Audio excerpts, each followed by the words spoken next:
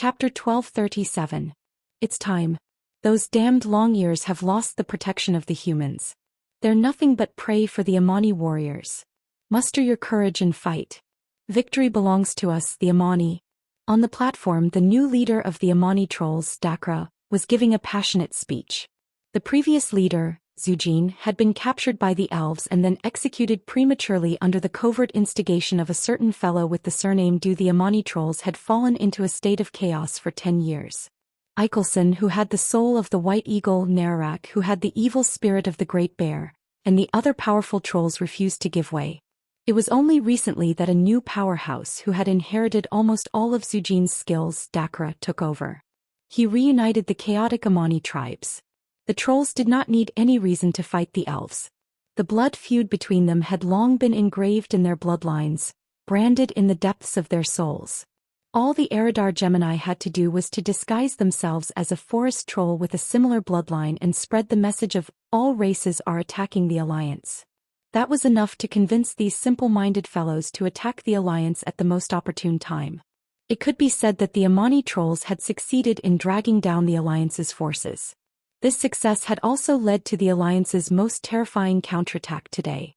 A strange roar that many Amani trolls found unfamiliar came from the horizon, and the sky suddenly darkened. It was a gigantic flying warship. It was so huge that it looked like a small mountain flying in midair. Unfortunately, the clear man-made traces on its body made the Amani trolls understand that this thing had nothing to do with the gods. It had to be said that most trolls were pathetic creatures. From the era of the Darkness Empire to the present day, the troll civilization had not improved at all in the past 25,000 years. Primitive and ignorant. Faced with the flying warship that was more than 500 meters above the ground, some trolls actually bowed to the sky, and some nervously struck their gongs as a warning signal. However, the signals transmitted by the gongs were all over the place. Some said that the enemy was coming from the south, while others said that they were coming from the east, west, and north.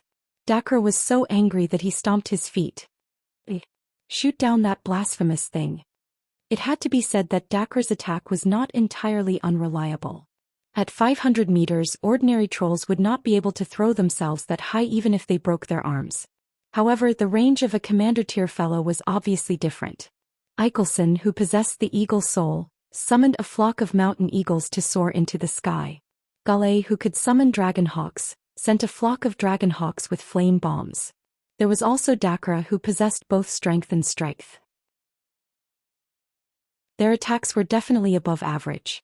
Unfortunately, because of a certain someone's death, the Heaven Breaker had changed from a twin-propeller engine to an 8-propeller engine.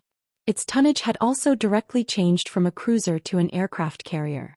Naturally, the Heaven Breaker's defense also increased. The Heaven Breaker's defense was definitely at the level of a main city.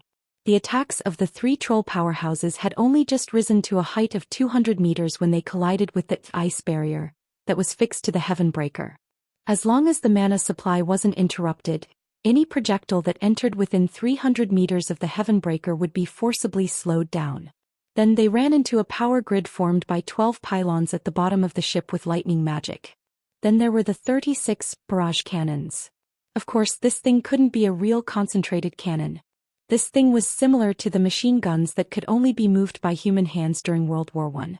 Only it was more primitive and thicker. 24 gun barrels that were nearly 2 meters long and could fit an infant's fist were arranged on a huge drum.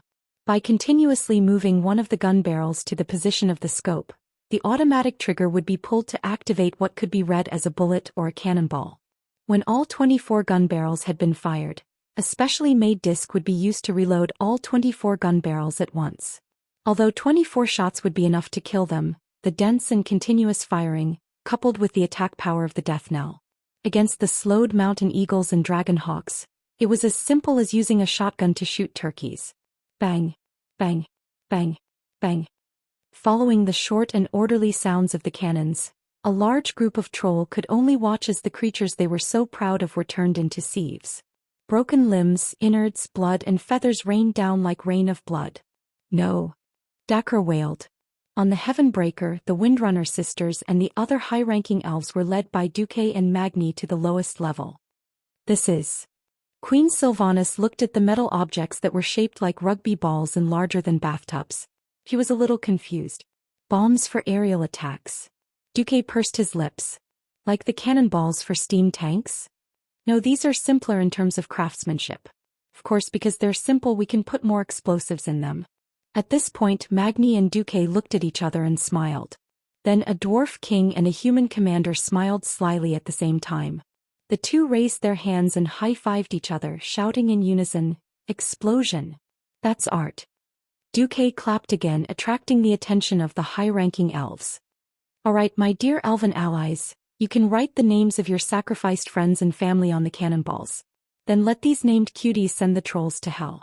It had to be said that this was a good idea. Picking up the grease pens that Duque had prepared, the elves began to write names, blessings and curses on the polished cannonballs. 5 minutes later, the elves watched from a safe distance as the Heavenbreaker's lowest hatch slowly opened. "Begin dropping the bombs," Magni ordered. This was a vertical drop that couldn't even be considered a dive bomb.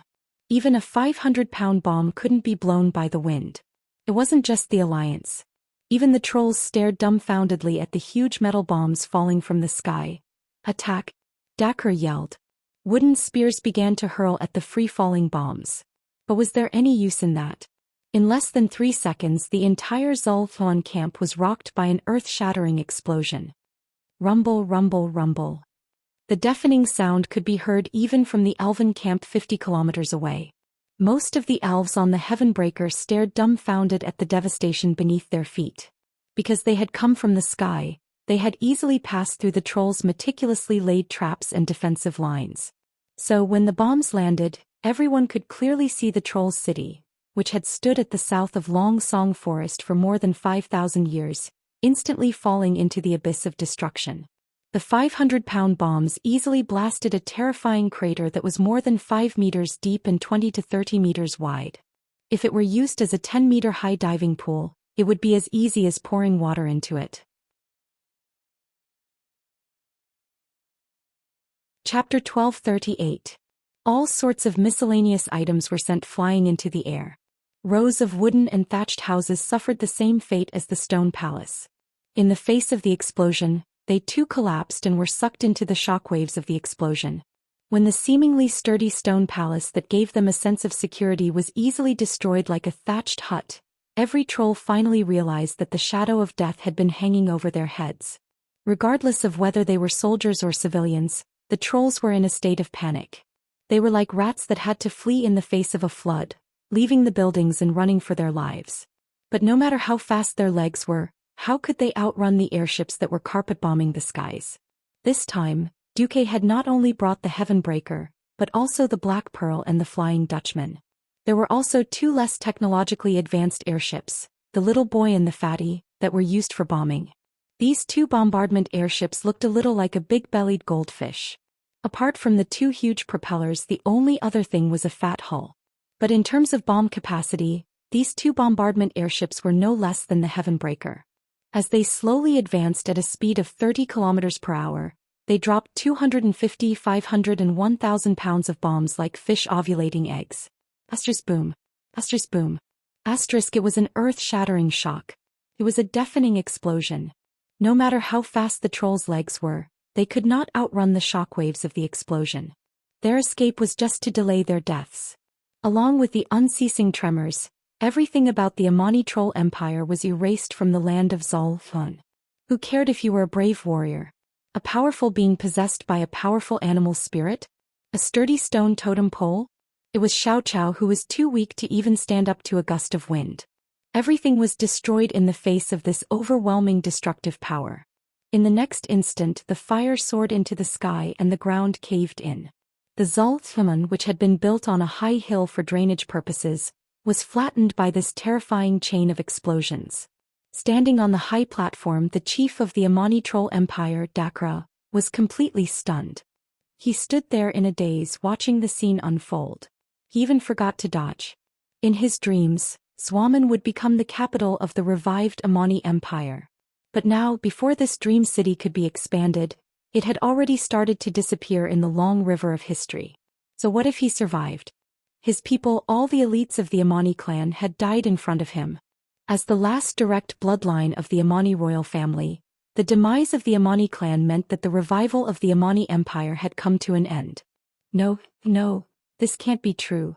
I must be dreaming. Dakra muttered to himself as if he had gone mad. Chief, hurry up and run.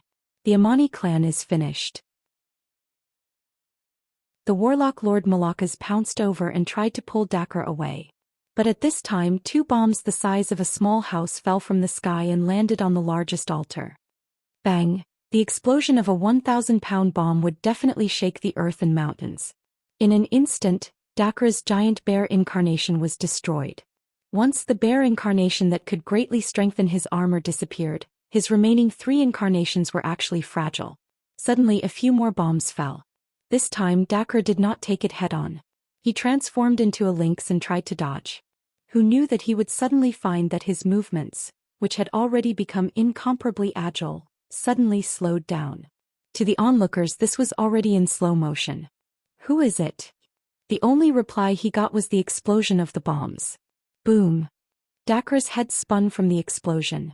His ears were filled with an ear-piercing buzzing sound. His vision was blurred and he could not see clearly. But in his daze he felt that there were no more bombs falling. His instincts told him that a powerful being was descending from the sky. Die! Dakra threw out a rusty machete covered in blood. The funny thing was that his dizziness was so strong that he actually threw the machete at Malakas's head, almost killing his #1 fighter in an instant. Ah! The next moment he heard the Warlock Lord's tragic cry. His vision became a little more normal, and he was immediately shocked to see that Malakas's body was like a porcupine pierced with arrows. In that instant the Warlock Lord could not be any more dead. Without any hesitation, Dakra used his whirlwind slash. That's right. Since there was no one around him he might as well attack indiscriminately. He would definitely hit anyway. That was how it should have been. Unfortunately, a ray of golden sword light and a ray of lightning sword light slashed toward him at the same time. Dakra instinctively used his epic-grade machete to meet them. The problem was, those 2 swords were divine weapons. Dakra was not strong enough to begin with. Moreover, he was not in his best condition after the explosion. He was unable to unleash his full combat power. In the face of the majestic and invincible divine weapons, his epic-grade machete was shattered by the 2 rays of sword light. With a loud bang, the 2 rays of sword light flashed past.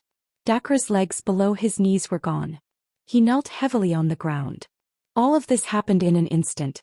A single slash easily broke through his whirlwind chop, and the light from the sword easily shattered his weapon, slicing off Dakra's calf.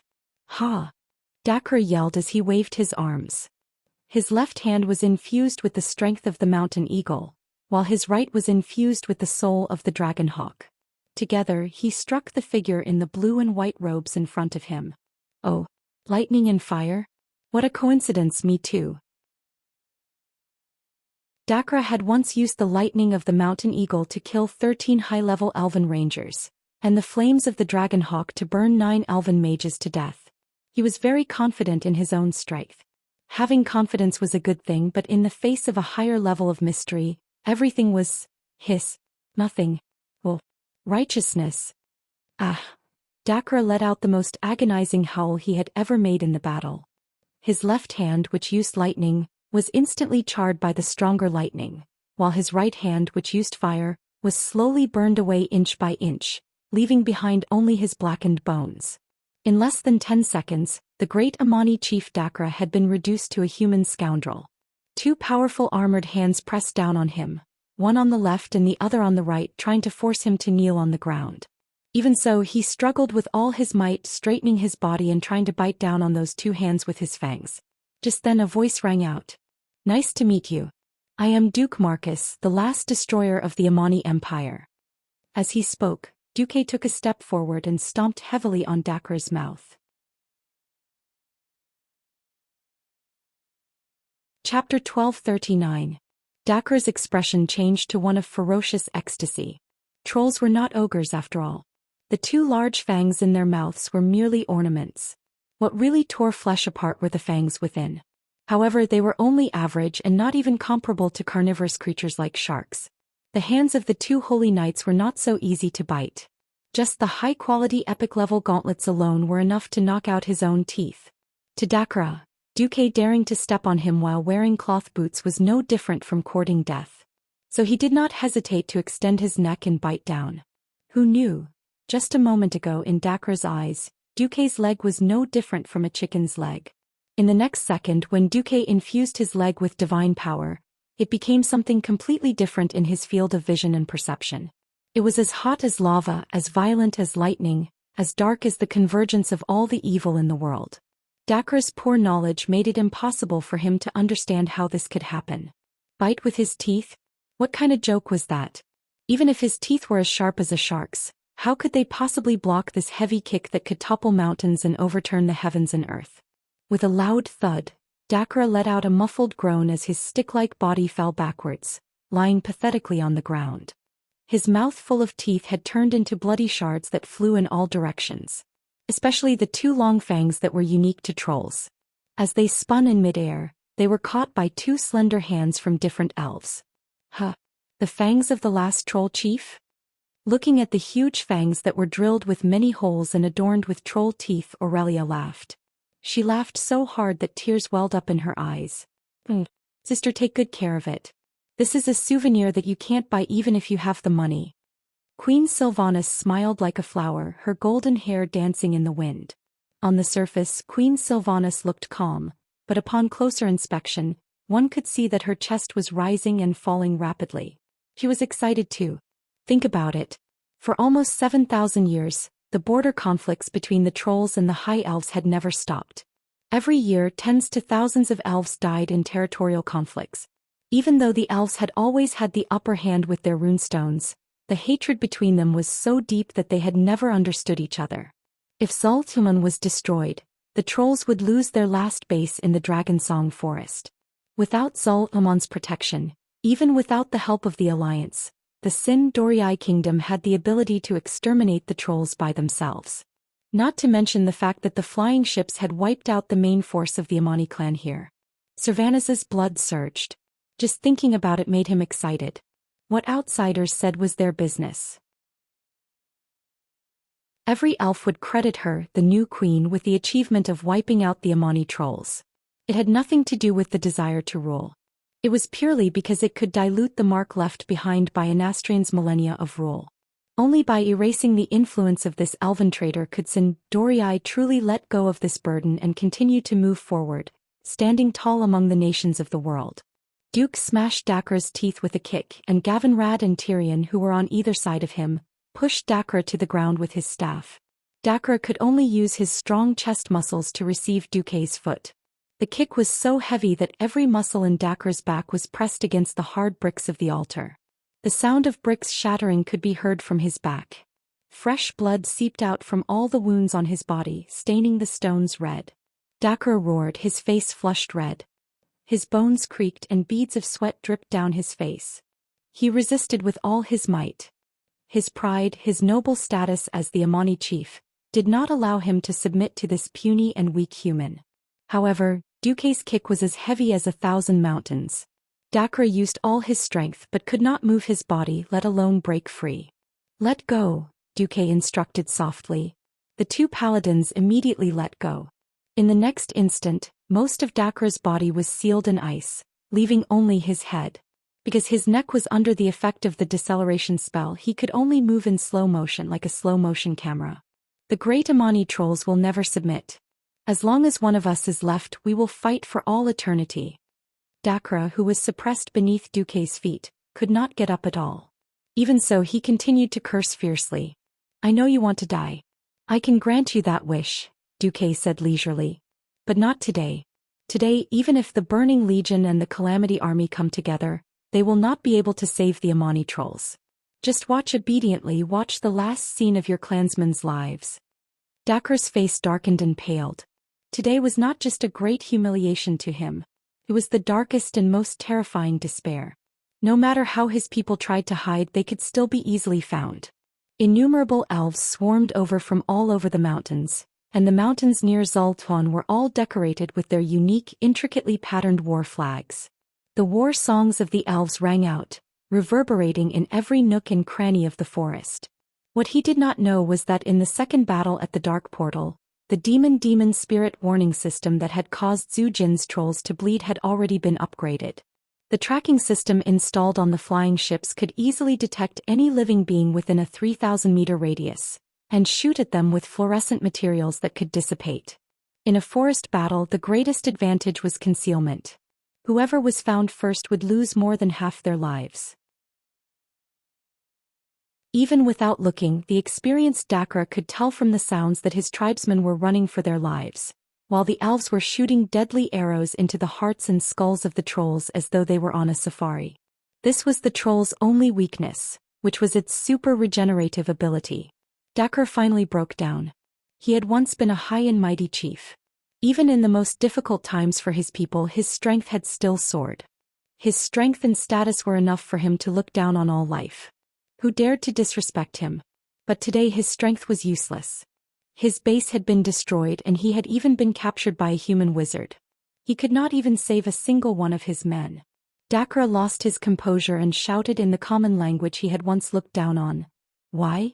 Those long-eared creatures are the invaders. Why must the Amani trolls be destroyed?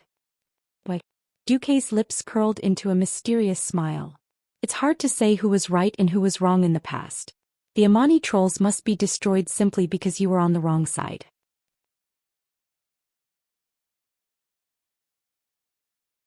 Chapter 1240. If one really had to say who was right and who was wrong, it would really be a mess. Not only did the High Elves snatch the trolls' territory, but all the other races in Azeroth were also fighting for the trolls' territory. After all, during the era of the Darkness Empire, almost all of ancient Kalimdor was the territory of two trolls. Just the Amani Empire alone was about half the size of the Eastern Kingdoms. To be fair, even Duque didn't feel comfortable destroying such an ancient country. It was a pity. You Amani trolls shouldn't have sided with the evil faction that seeks to destroy the world of Azeroth, Duque said in a low voice. Yes, even the dark spear trolls of Woking had defected to the Horde. Duque could turn a blind eye and allow the Amani trolls to continue existing. He could even act as a mediator to resolve conflicts between the two sides.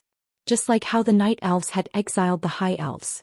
No matter what, to fight the Burning Legion head-on, they would need as many cannon fodder as they could get. It was a pity that the Amani trolls had sided with the wrong side, so Duque didn't mind using his position to avenge his woman and wipe out the entire Amani race. Dakra was sweating profusely and trembling all over.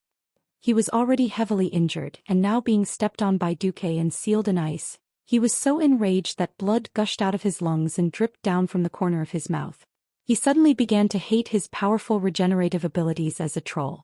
If he was an elf with a weaker body, he might have already breathed his last. Yet this body kept him alive and didn't let him die. And he had to watch as his own people were slaughtered and his home burned to the ground. Kill me, Duke Marcus. Kill me right now. Dakra howled. Kill you now? That's what I was thinking. But I've changed my mind. Duque crossed his arms and said slowly, it's too easy to kill you. But the opportunity to show the Alliance's might doesn't come often. You. At this moment, Dakra finally understood what it meant to be unable to live or die. With a single glance from Duque, someone dragged Dakra away to keep an eye on him. Dear, I'll leave it to you. Duque smiled at the Windrunner sisters. The three Windrunner sisters felt that they should be extremely grateful to Duque. However, after carefully experiencing it, they realized that this was not gratitude, but absolute worship, even to the point of faith. 3 days later, the streets of New Silvermoon City were empty. Almost all the elves had gathered at the new arena. This was not extravagant, brutal pleasure. This arena was built after Queen Sylvia came to power, and it could hold up to 50,000 spectators. Apart from special festivals, there would be elven warriors personally fighting every weekend in order to arouse the martial spirit of Sindorii. Today the elves gathered together to celebrate the destruction of the Amani trolls. Several elven experts, including Queen Sylvie, personally took the field and killed several Amani leaders, including Dakra. In the VIP seats, Illyria couldn't help but reveal an intoxicated expression as she listened to the loud shouts of the elves. Duque said, I thought you'd take the field. Aurelia smiled. Second sister needs something like reputation more than I do. Plus, I'm the general of Silver Dawn now, not Sin Dorii. Duque smiled. Reputation was something that couldn't be seen or touched. You only knew how good it was when you needed it. It was hard to say whether the elves hated the Amani trolls or the scourge that destroyed Silvermoon City the most. The elves' lifespan of thousands of years was too long. To them, the tragic deaths of their friends and family were like yesterday. After Sylvanas became queen, she was able to completely destroy one of the elves' two greatest enemies, the Amani trolls. It could be said that from that moment on, the elves truly recognized her as their queen. Aurelia suddenly sighed. I fought against the Amani trolls for 3,000 years, and suddenly they were destroyed by a new invention from the humans and dwarves. What a strange feeling. I'm thinking if the high elves were the ones who fell behind and were destroyed. Sasha blinked. If that really happened, what would you do to us, Duque? Would you choose to help the trolls fight the elves? Duque was speechless. Please, the difference in looks is enough for me to abandon the trolls and become an elf lover. As for Sasha, Duque directly teased her. Sorry, unless my cute Sasha runs off to become a troll with 2 canine teeth, I won't choose the trolls. Sasha's face instantly turned red. I don't have canine teeth, much less become a troll. Duque decisively replied, then as long as you and your sister are in the elven race, even if the trolls are 10,000 years more advanced than the elves, I will still choose the elves. Looks are justice. My women are justice. It's good that I know this. Of course I can't say it like that. Aurelia loved him deeply, but she was also a righteous woman. If it came down to it, she would have to choose between him and her people. That choice would definitely make Duque heart ache. Luckily, he wouldn't have that chance. Duque took a deep breath. There's a saying among humans, personality determines fate. I feel that the characteristics of a race determine their achievements and future. Perhaps there are many what-ifs in history, but there is only one final result. Since a race makes such a choice under the influence of both internal and external forces, there will be an inevitable result. Aurelia didn't say anything and listened quietly. I have no intention of denying or distorting history, but I think that whether it's the wisdom of those in power or the will of fate, since humans and elves are progressing bit by bit, this is the achievement of history. When our achievements surpassed those of the trolls who stood on the opposite side of history, everything was set in stone. That's why when humans and elves first allied 2,800 years ago, the trolls had no chance of winning. Especially today when the individual strength of the trolls can no longer surpass that of magic and technology, it's even more so. The martial arts that you've practiced for decades have become meaningless? How sad. Aurelia sighed. Perhaps. If you want to move forward, if you want your race to continue, you have to lose something. For example, outdated traditions. Duque pointed out this point. In Duque's opinion, at least the exaggerated and arrogant elves were bad habits that had to be abandoned. Aurelia nodded. Yes, it is indeed time for the elves to change. What we need is something more simple and unpretentious.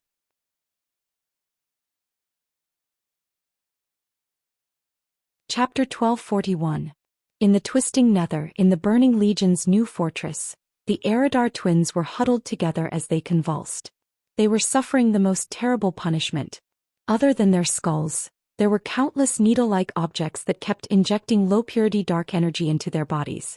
On the other side, a huge, strange, octopus-like tentacle was sucking the dark energy out of the holes in their skulls. This was forcefully reducing their power and in the process giving them the greatest pain. It was a classic double punishment of the soul and body. Suddenly, a huge red shadow with a blazing aura descended. It was the commander of the Burning Legion, Kill Jaden. Something must have been flipped and the convulsing Gemini fell to the ground. Unable to catch her breath, the Gemini immediately knelt down to thank Kill Jaden. Thank you, Great Master. Thank you for your mercy. The Gemini said in unison. I hate mercy. Kill Jaden's voice rumbled. Because mercy means that my idiot underlings have messed up the plan, and I have no other replacements to replace them. Can your stupid brains even begin to understand the feeling of being twice as angry? The Gemini's beautiful and charming body was trembling uncontrollably. Suppressing the fear in their hearts, the Gemini nodded like chicks pecking at grains. I am very disappointed with the dimensional trap plan. You have placed your hopes on the traitors of the Legion and the uncontrollable false gods. It is wrong in itself. The Gemini kowtowed and begged for mercy. Next time I hope to see a perfect result. I am not interested in the process. I only want the result. If it fails again, I think many lords will be interested to see how I put the two of you, who claim to be beautiful, into the body of a green-skinned lesser demon with eternal transfiguration. After saying that, Kill Jaden's huge shadow that was enough to fill the entire hall disappeared, leaving only two female demon lords who were trembling non-stop, still trapped in the deepest fear. The lesser demons were the lowest and most lowly existence in the Burning Legion. They were not even qualified to be cannon fodder. No demon would care about the life and death of a lesser demon, including any other individual of the lesser demon race. Which Void Duke didn't kill their way through mountains of corpses and seas of blood. He could even become an overlord. Just this identity alone was enough to make him the target of envy and hatred from billions of demons. If Gemini really fell to the point of becoming an inferior demon, the number of people who would do violence to them could definitely fill up any planet. The twins looked at each other. There was no need for words. They had known each other for more than 20,000 years, and they could understand each other's thoughts with just a glance. Apart from their deepest fear, they also felt a strong sense of unwillingness. In their eyes, the key to their failure this time was that Azeroth's protective shield was still strong. Although any Void Lord could sense that the magic circle left behind by the Pantheon Titan had weakened, it was still functioning well. At the very least, this could be considered an experiment. It was obviously Kill Jaden's mistake, but unfortunately, the master is always right. Once there was a mistake, it must be the servant's fault. The twins could only take the blame for this failure. Anyway, the Eridar tribe would never lack cunning and capable female demons. Duque didn't know about the tragedy of the Eridar twins, nor would he care about it. He watched Angela's monster movie with the magic mirror while ordering the air fleet to head south to support William. Stormwind didn't have a ranger team that could fight against the jungle trolls. This time William used a more simple and violent method. Stranglethorn Vale's terrain was relatively gentler than Zwalman's, which allowed the dwarven steam tanks to be put to good use. Furthermore, the three Bronzebeard brothers had always been fond of William. For this southern expedition to Zhou Xian, Magni brought out the strongest lightning tank army for William to command. The cannons were roaring, and the sound of explosions that symbolized destruction reverberated throughout Stranglethorn Vale. The dwarves used the cannons that Duque had taught them to plow a 5-kilometer-wide path of death in the northern region of Stranglethorn Vale. What? Concealment? That didn't exist. Unless the trolls could instantly turn their skin from green to black like the scorched earth like a chameleon, even if they could survive the terrifying volley of cannons, they wouldn't be able to pass through the line of death that followed. The front row was made up of 3 layers of human swordsmen, shield-bearers and pikemen. The middle row was made up of dwarven musketeers and harpooneers standing on steam-armored vehicles. The back row was made up of a mix of mortars and archers. With the addition of the Dalajan mages, no trolls would be able to pass through this 50-meter-long zone of death. At night, the flares and expensive magic searchlights lit up the entire front line as if it was daytime. The trolls didn't stand a chance at all. Even if the trolls sent out the Gurubashi berserkers, which were as large as the ogres, it would only increase the number of targets. The new soldiers all expressed that they could shoot live targets, and their experience points increased rapidly. The battle that had been going on for the past few days was more like a planned massacre than a battle. However, the Alliance's luck ended when they advanced to Zhou Xian. As one of the most important cities of the ancient Troll Empire, Zhou Xian's terrain could be said to be easy to defend and difficult to attack.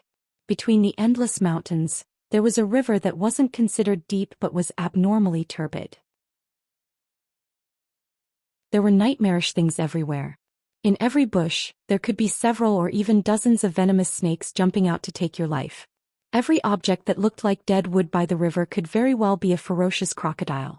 Every time the soldiers went to fetch water, they had to tremble in fear. Inside the river, there were piranhas that could gnaw a living person into a boneless, fleshless human in a minute. However, the mechanized infantry division that the Alliance was so proud of couldn't be deployed in such a terrain.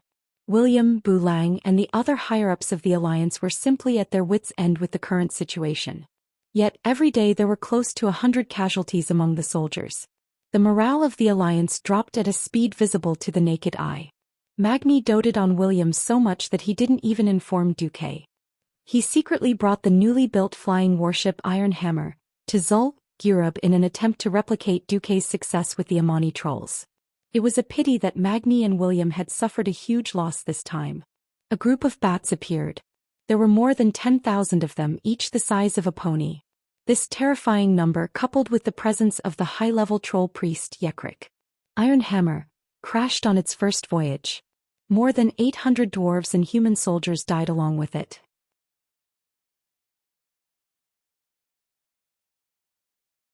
Chapter 1242. In Stranglethorn Vale's Alliance Command, the higher-ups of the Alliance were debating endlessly. Can't we just blow up all the ravines? William asked. Bulang rolled his eyes at William. First, gunpowder requires money. Second, even if we had so much gunpowder, you wouldn't be able to pay for it even if you spent 100 years of Stormwind's taxes. Third, this is all damned muddy ground. Heavy cannons can't be transported in at all. The farthest cannons can only shoot for a little more than 12,000 meters, and after 3,000 meters who knows where the cannonballs will go. Aerial bombardment wouldn't work. There were a few other methods left, but they would all require a huge price in lives and casualties. This might not even guarantee the successful destruction of Zhou Xian. This was a consequence that none of the countries in the alliance could bear. Moreover, after fighting for so long, the alliance had only seen 2 or 3 high-ranking priests. The enemy's boss, the evil god Hacker, was nowhere to be seen. William punched the wall in frustration. His exaggerated wrist strength caused a hole to appear in the cement wall. William, the Heaven Breaker is on its way. Shall we? Valilla tried to comfort William. William suddenly turned around, his eyes bloodshot from staying up for days and nights. Valilla, you don't understand. Of course we can give all the most important tasks to Uncle Duque. But what if Uncle Duque isn't around one day? What if we're the only ones left to save the world? I'm not a child anymore. I have to learn to deal with problems independently. Valilla opened her mouth to say something, but Breer Bearskin pulled his old partner back and shook his head at her. Valilla was silent. At this moment, William, who had suddenly stretched his hand out of the cement wall, pinched the cement powder in his hand. As a temporary building, the cement wall of the command wasn't completely dry. It was supposed to be extremely hard and could even be used as a city wall, but now it seemed a little sluggish. When he pinched it hard, it turned into powder. Wait, Uncle Lang, you said that your heavy cannons only lack a strong base? What if I can provide an extremely strong base for the dwarven artillery? William seemed to have thought of something. Bulang rolled his eyes. As long as you can get that evil god into the firing range of the artillery, my men will help you blow it up into the sky. But how are you going to get my cannon through so many complicated swamps? Uncle Bulang, let me try something else. I don't want you to give me 10,000 tons of explosives. I want 10,000 tons of cement. William slammed the table. Since the Doomsday Army can pollute the Soderer River to block the lifeline of Lordaeron, why can't we use cement to fill every river, every gully and every inch of mud in Zhou Xian? William waved his arms excitedly. His assumption was too exaggerated.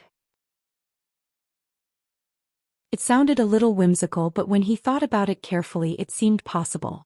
For a moment even Bulang was stunned.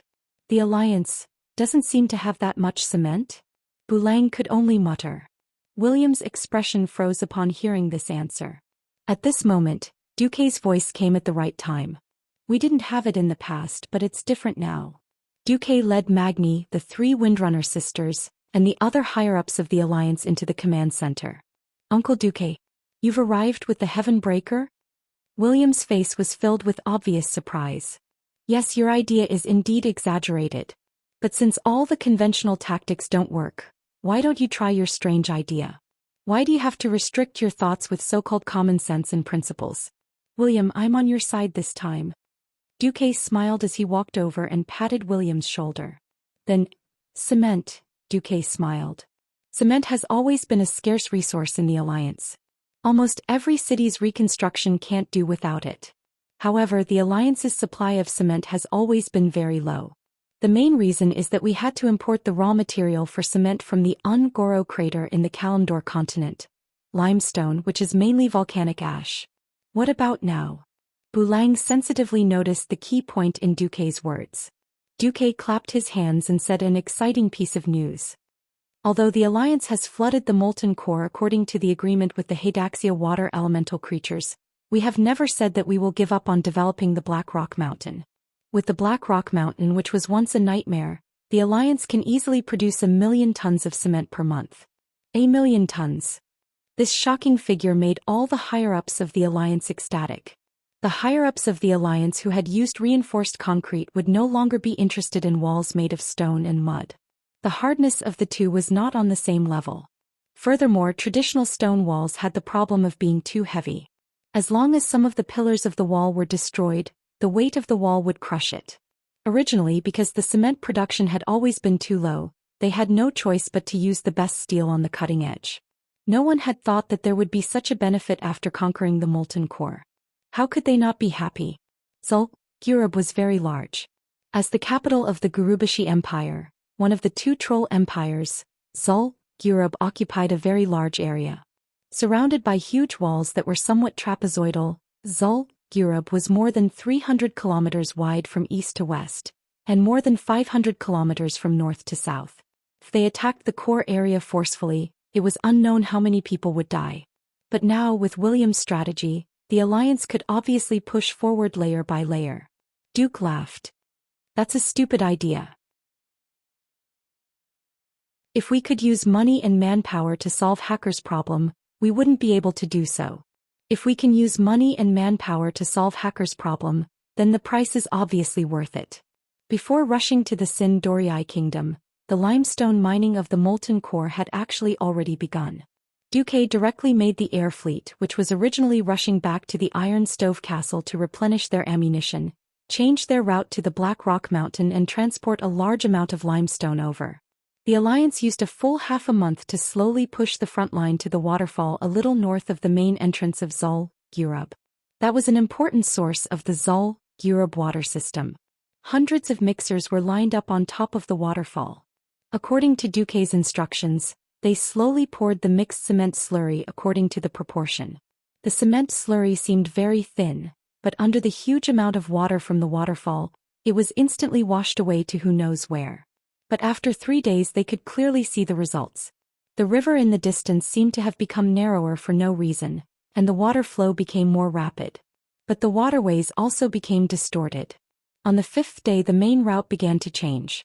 On the 7th day 2 lakes mysteriously dried up. On the 14th day, all the Gurubashi trolls felt that something was wrong.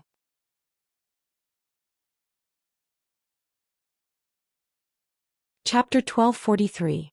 At the end of February 22nd, year 22 of the Dark Portal, Zhou Xian was supposed to have a high water season.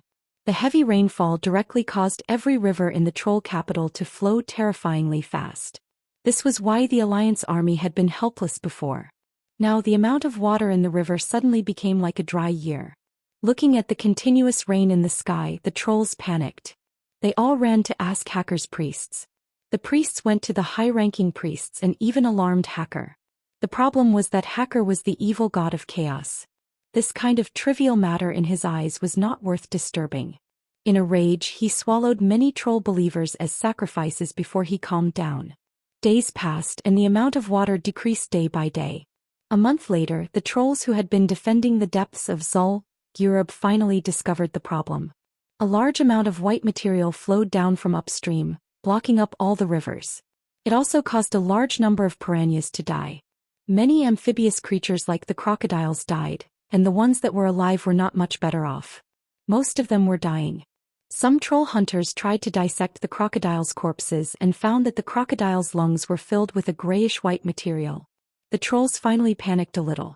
On a hill near the main entrance to the west of Zhou Xian, Duque stood with a group of Alliance powerhouses. They watched as the water of Zhou Xian passed through a newly built temporary dam and was diverted into Lake Nafaridi through the former venture capital company's camp. The big shots of the Alliance were all filled with emotion. No one had thought that rivers could be used like this. Especially the dwarves and gnomes. Their eyes were filled with fanaticism as they looked at Duque's back. Once upon a time all steam technology was viewed as heresy on this continent and even in the entire world. After all, Azeroth was a world of swords and magic. Duque's appearance changed everything. Even the harshest and most conservative old nobles had to admit that the swords produced by a large dwarven factory in a month could supply the soldiers of an entire kingdom. The economic value of a train track was greater than that of 10,000 carriages. Now even rivers could be changed, lakes could be drained, and even natural moats could be changed. What else couldn't technology do?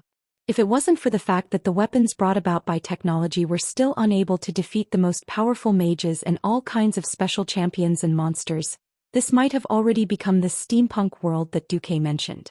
Magni and the other dwarves were full of praises. Magni asked Duque, "Speaking of which, when did you become a water conservancy expert? How can you be sure that as long as there is enough cement you can block the river?" Duque pursed his lips. Of course he knew. As an engineering student, he had seen too many brutal constructions by construction teams during his internship. For example, the workers would pour the leftover cement into the sewers for convenience. As a result, most of the sewers of the entire building were blocked. It was true that the water would wash away the cement, but a lot of the heavier cement would still be deposited in the river and slowly silted up, forming a dammed lake similar to earthquakes or volcanic activity that would block the valley and silt up the water. Now, Duque had used his engineering knowledge to divert away more than half of the water in Zhou Xian. As a result, Zhou Xian would have no water to use, and the advancement of the Alliance's army would become smoother. Duque tapped his temple. Knowledge is power.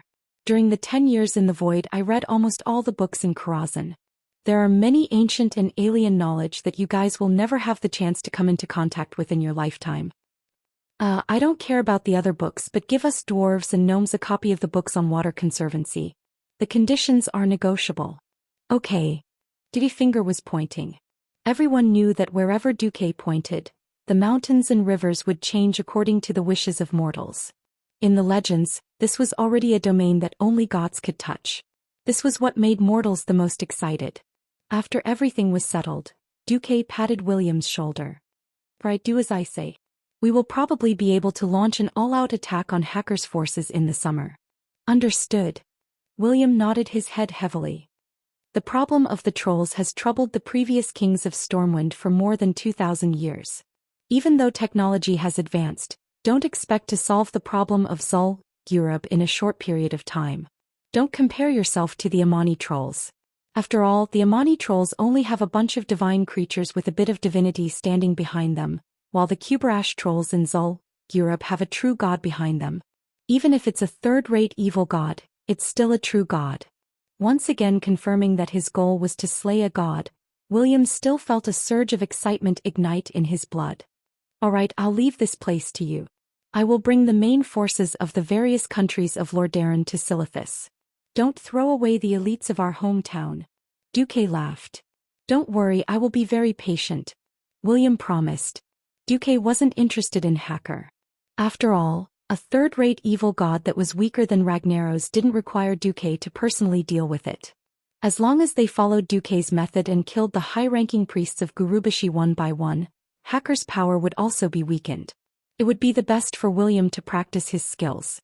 On the other side, because of Duque's plan, Kel Thuzad had no choice but to use the Scourge army to fight against the Bugmen of Ankh-Karaj.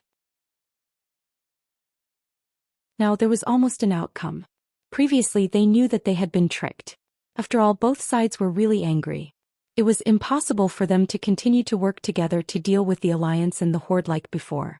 However, Duque knew that the situation of the battle could change at any time. It was already a pleasant surprise that the two of them had been fighting for so long. Move out the Heavenbreaker. We will catch up with the main force of the Alliance. As early as January, the main force of the Alliance had already started the Western expedition.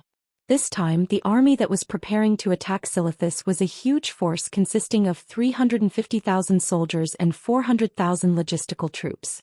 Of course, the so-called 400,000 logistical troops were mostly Theramore soldiers and civilians. The 350,000 soldiers were divided into 3 parts. The first part was the Night Elves. They set off from the Feathermoon Fortress on the island in the southwest of the Kalimdor continent. The total force was about 50,000, but they were all elite sentries and druids. The second part was the Theramore army. Before the Night Elves joined the Alliance, Theramore was the bridgehead of the Alliance in Kalimdor.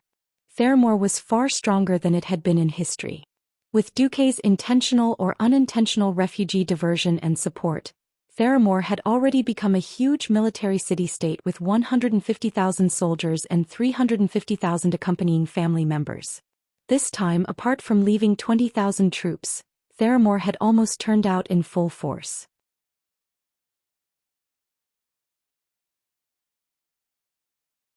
Chapter 1244.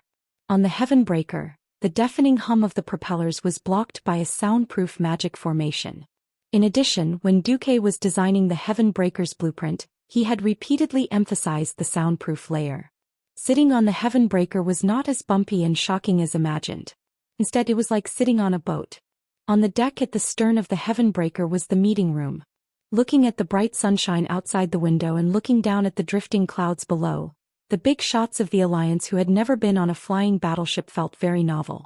Because Turalian and the other three were missing, Mograine had not recovered from his serious injuries, and Solarian, Gina Goldsword, Sally Whitemane, and the others were assigned to William to fight against Hacker. The strongest combat power of the Alliance this time was much weaker than when they fought the Molten Core. This was something that could not be helped.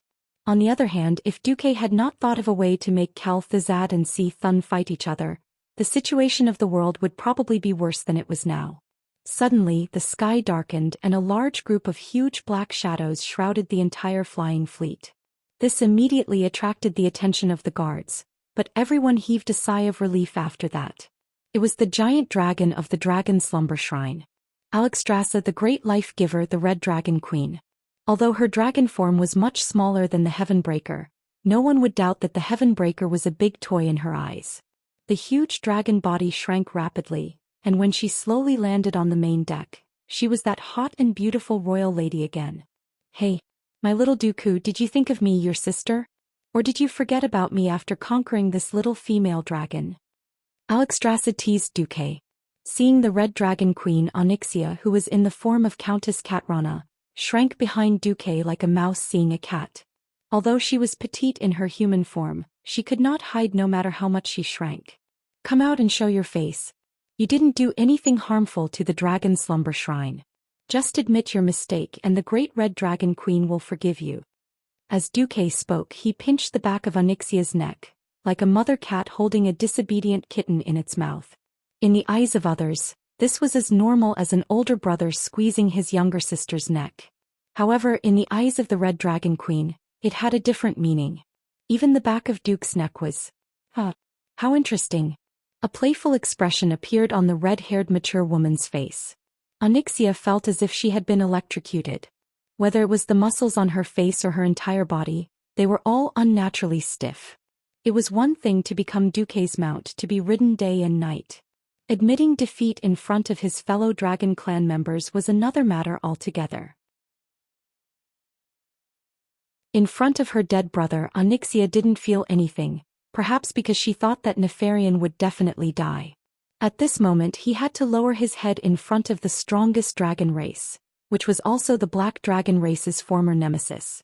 Firstly, he was displeased, and secondly, this was clearly a public execution. Duque was pinching her neck. This was a declaration of his ownership over her. The most important part of her body, the nape of her neck, was kneaded with a moderate amount of force. Onyxia felt like she was about to explode from the shame. She clearly wanted to resist and refused to admit her inferiority in front of Alexstrasza. However, her body was hot and her face was flushed red. Finally, Onyxia resigned herself to her fate and bowed to the Red Dragon Queen with the etiquette of a human maid. However, she spoke in the dragon language. When translated, the general meaning was, "Onyxia, the Sin Dragon under the command of the human Duke Marcus, greets your majesty." The dragons were arrogant. They boasted that they were the origin of all beasts, the existence at the top of the food chain. For her, who had once been enemies with the Dragon Slumber Shrine, to admit that she was the servant of a lowly creature was actually difficult for her. Because it was too shameful, Onyxia already lowered her head as soon as she finished speaking. "Well said." Duque pinched her neck and pulled her back. In the eyes of others, he stroked her neck as if he was petting a cat. How interesting. The playful expression on Alexstrasza's face became even more obvious. However, she quickly put on a serious face. This time I want to represent the Dragon Slumber Shrine to discuss the matter of Silithus with the allied forces of the Alliance and the Horde. Can the Dragon Slumber Shrine send out troops this time? Duque asked. Yes, but not many. I took 500 draconic beasts and demi-dragon from Nozdormu. Together with the other 3 factions of the Dragon Slumber Shrine, it will be 1,000. Please understand, as we have been very busy in the Void battlefield, the Queen replied. Hearing this, the big shots of the Alliance all looked touched. After all, it was very rare for the Dragon Slumber Shrine to directly send out troops. Also, the Queen suddenly handed something that looked like a compass to Duque. Sense it yourself. Duque felt it and was dumbfounded. This wasn't a compass at all. It actually marked the status of the Red Dragon Queen, roughly divided into several levels. I'm very busy. If you dare to bother me, I'll reward you with dragon breath. Busy, not mortal destruction, don't call me. On duty, not mortal destruction, but I probably can't leave. Sound asleep, not world destruction, don't call me. A bit idle. Call me if there's anything fun. For example, food. Food. Food. Important things must be repeated 3 times. After looking at the 5th level, Duque rolled his eyes. Alexstrasza was still so capricious. But this thing was an upgraded version of Debt Collector Beats, right? Right now, her status was on duty. Phew. Duque exhaled. No matter what, thank you for the support of the Dragon Slumber Shrine. We mortals will work hard. Alright, I'm very busy. I'll leave it to you this time. The Red Dragon Queen came willfully and left willfully. She was just that cool. However, before she left, the words that came from the compass into Duque's spiritual world made Duque silent for a long time. If this world needs a black dragon to inherit the position of the dragon aspect, do you think you can trust Onyxia? To be honest, Duque didn't know the answer to this either. Planet Azeroth's protective magic circle was so powerful that it could even resist the power of Sargeras. There was a foundation for this, and that was the existence of the 5 dragon aspects. Duque had gotten rid of Nesario earlier than in history. Although this had weakened the power of the evil side, it had also given the demons more opportunities. If the position of the dragon aspect wasn't so important, there wouldn't have been so many dragon aspects in history. Duque shook his head and drove this thought out of his mind. Alright, now let's officially discuss how to deal with Naximas.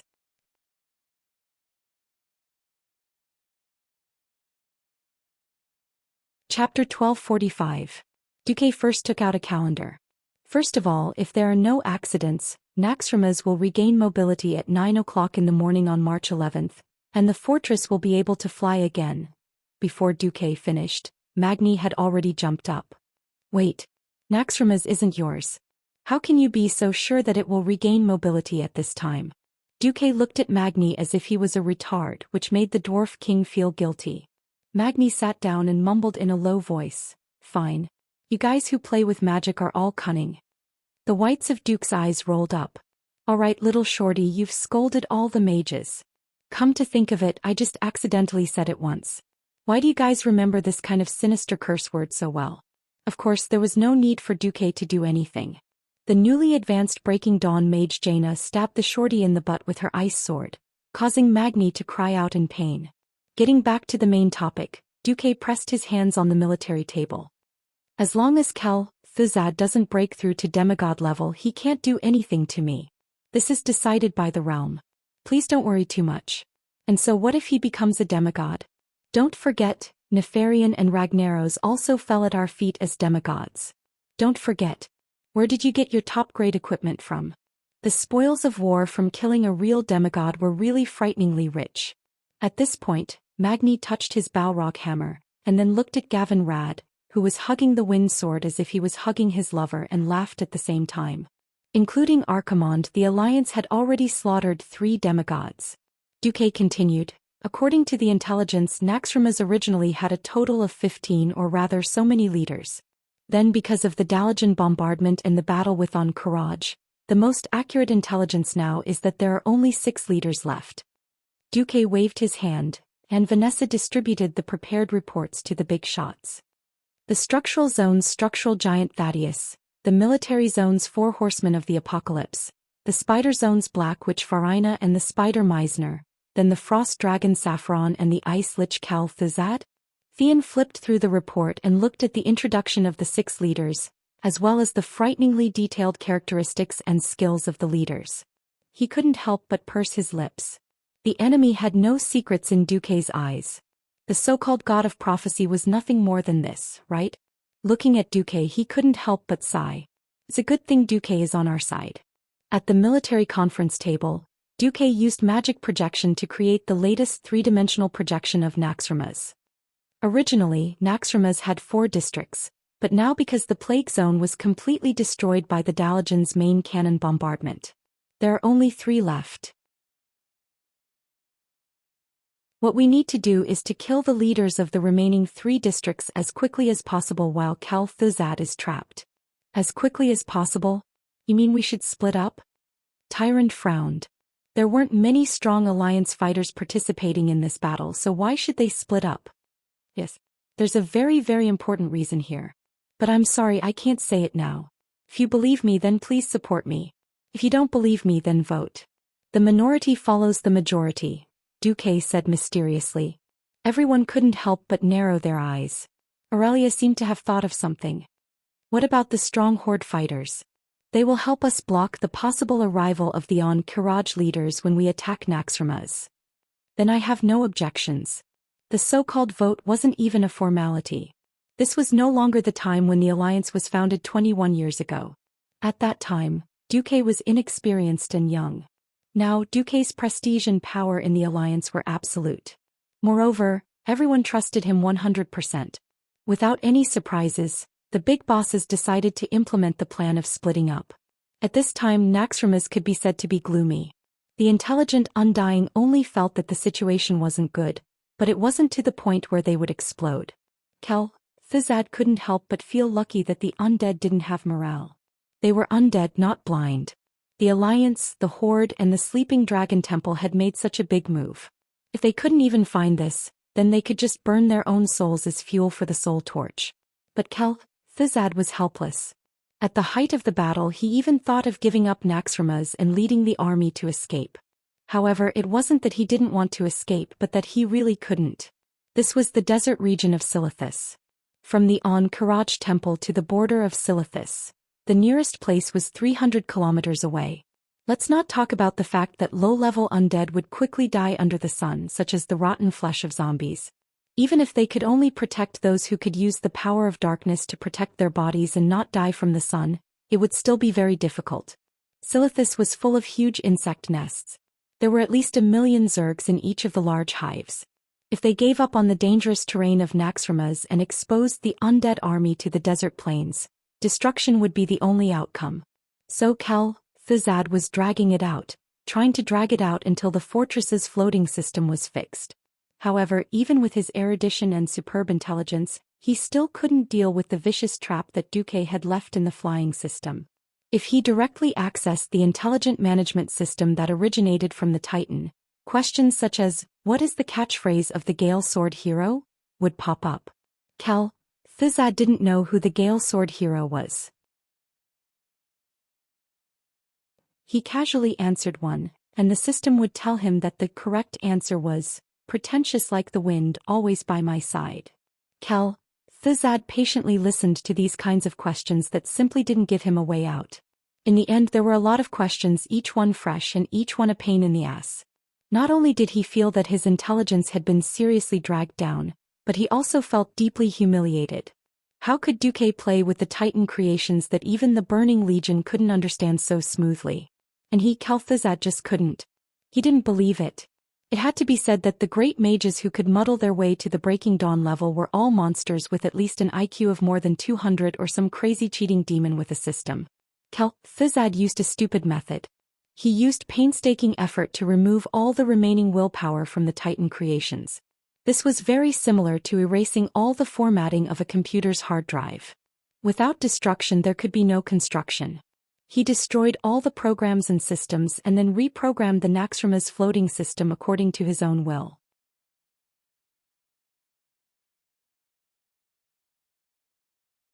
Chapter 1246. Rewriting the program of a creation Titan's creation was definitely not a simple task. After a month of endless research, Kel'Thuzad finally figured out that what kept the fortress suspended in the sky depended on the east, south, west, north, center, plus the top and bottom too. There were a total of 7 things called void power furnaces. As a mage who specialized in necromancy, it was truly a thankless task for him to understand things on the scientific side. The most troublesome thing was that the power furnace that was originally located in the plague area was destroyed, which made the entire fortress lose its original balance. Even if the power furnace was operated according to the original design, Kel'Thuzad estimated that it was very likely that even if it flew, the fortress would continue to spin at high speed in the air. It would either fly to an unknown place or fall again. Naxxrama's was very strong, but that was relatively speaking. If it fell from a high altitude again, it was estimated that if the fortress did not fall apart, all the various creations inside would collapse. There was only one chance. Kel'Thuzad made countless virtual models to explore the power and balance problems of the fortress. He even thought about whether to flip the fortress to the west, because the east side was the plague area that was almost completely destroyed. If the west side was facing down, then the most vulnerable east side would be facing up, avoiding the attack of the insects from underground. The only problem was air defense. Once this idea was put forward, it was firmly opposed by his subordinates. Although there was a leader like the big spider Meisner who was not afraid of environmental changes, most of the Undying were still in human form. They simply could not accept that the originally flat ground of Naxxrama's had become a huge vertical wall. Moreover, would placing the most vulnerable side in the sky be able to ignore the enemy's attack? There were also a lot of flying insects and enemy leaders. For example, a big green insect called Princess Huhuran or something. The research was once again in trouble. After eliminating more than 300,000 Titan runes that should be meaningless, Kel'Thuzad finally found a strange set of unified commands.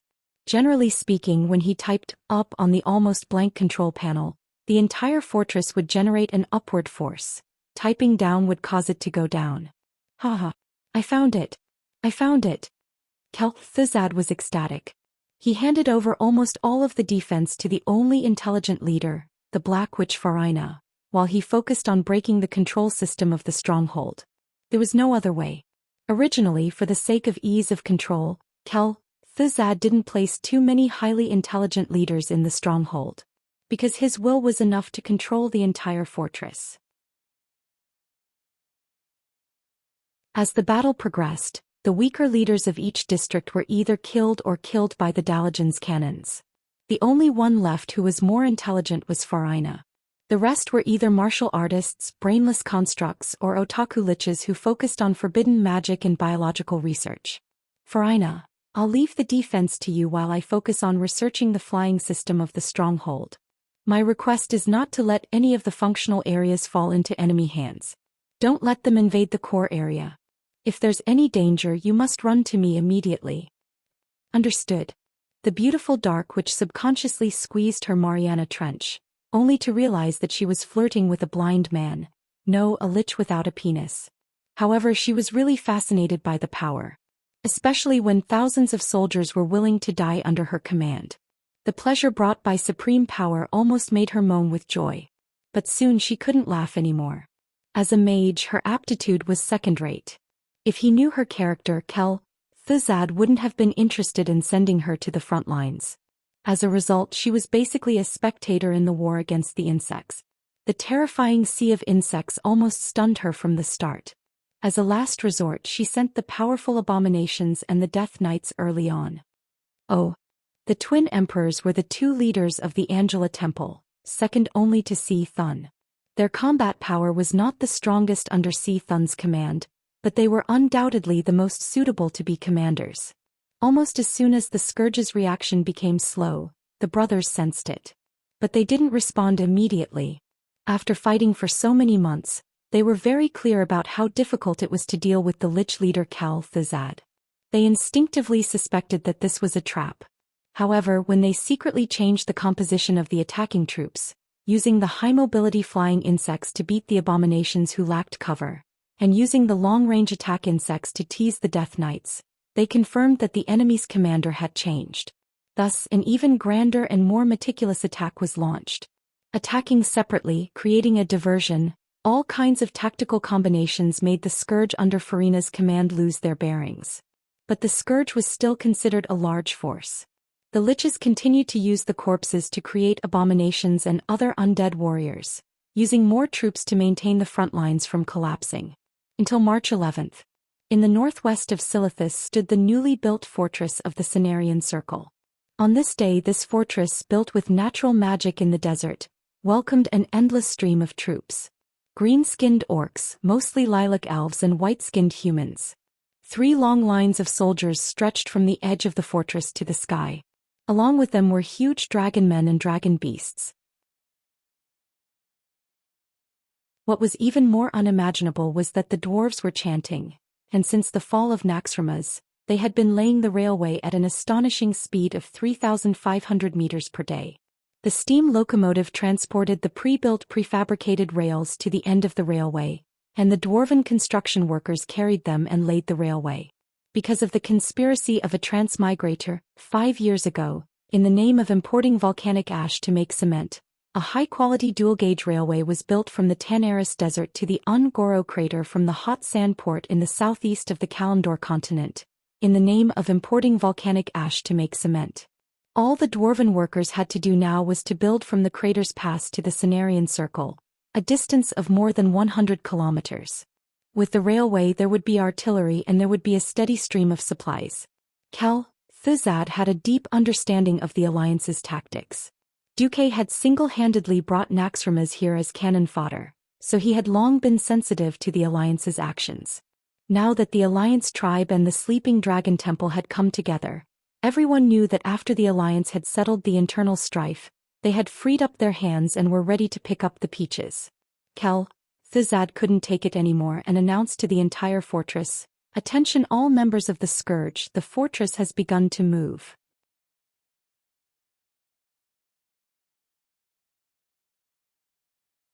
Chapter 1247. The activation of the stronghold was nothing to the brainless low-grade undead. But for the high-grade undead who still had some ideas, it was definitely something to secretly breathe a sigh of relief. No one wanted to be destroyed even if they had already died once. The undead had no morale to speak of, but the high-grade undead were more intelligent. Seeing that the swarm was large, the necromancers began to be less stingy with their magic and began to release large-scale magic. Plague clouds and wide-area shadow magic covered the main roads of Naxxramas, and the insects easily fell to their deaths. Their bodies blocked the insects that came later and it was all a mess. Thuzad, who was in the control room at the core of the stronghold, was actually very conflicted. He wasn't sure if the command group summarized from the basic control commands was really the source command. After all, the prosperity of the Pantheon was already 25,000 years ago. With Sargeras' burning crusade he killed many titans and burned a large number of titan creations. The authentic Titan language had been lost. Most of the Titan creations obtained from the Burning Legion had been modified by demons. Similarly, the Titan creations occasionally obtained in the world of Azeroth had been modified countless times over the years. Even the language had been modified. Thuzad carefully compared the source command he found. For example, this sentence, good, study, day. Thuzad was sure that this was different from all the languages he knew. It was different from the common human language and it was definitely not a variant of Elvish, Troll, Eridar, etc. because the words, sentences and grammar were all different. It should be the language of some destroyed country or race, Thuzad was sure. He had no choice. He had to get Naxxramas out of danger as soon as possible. There was a real god behind Angela and it was an evil god with a bad temper. Before the Lich King woke up, if he and his Naxxramas were destroyed here, it would be a waste. It was unknown whether the Lich King would avenge him in the future. In front of them was the Insect Tide, and behind them was the allied forces of the Sleeping Dragon Alliance. Stuck in the middle there was only destruction. So he could only gamble. The huge bone palm that was the size of a water basin pressed firmly on the purplish-blue control screen of the void power furnace that gave off a technological feel. Thuzad shouted, "Up! Up!" The entire stronghold shook violently. The fortress that had fallen for a long time had a mysterious energy radiance on its bumpy outer wall. Mysterious patterns spread out like water ripples as if they were rippling and spreading. An ice-cold aura spread out, but everyone felt that this was a blood-boiling ancient beast awakening, baring its shining fangs at all existences that were spying on it. Yes, that's right. That was it. Thizad was extremely excited. Not only him but the other leaders of the Calamity Troop were also excited. Lord Kurtaz, one of the 4 horsemen of the apocalypse, rode his undead warhorse and charged at the hundreds of giant insects in front of him. Meteor.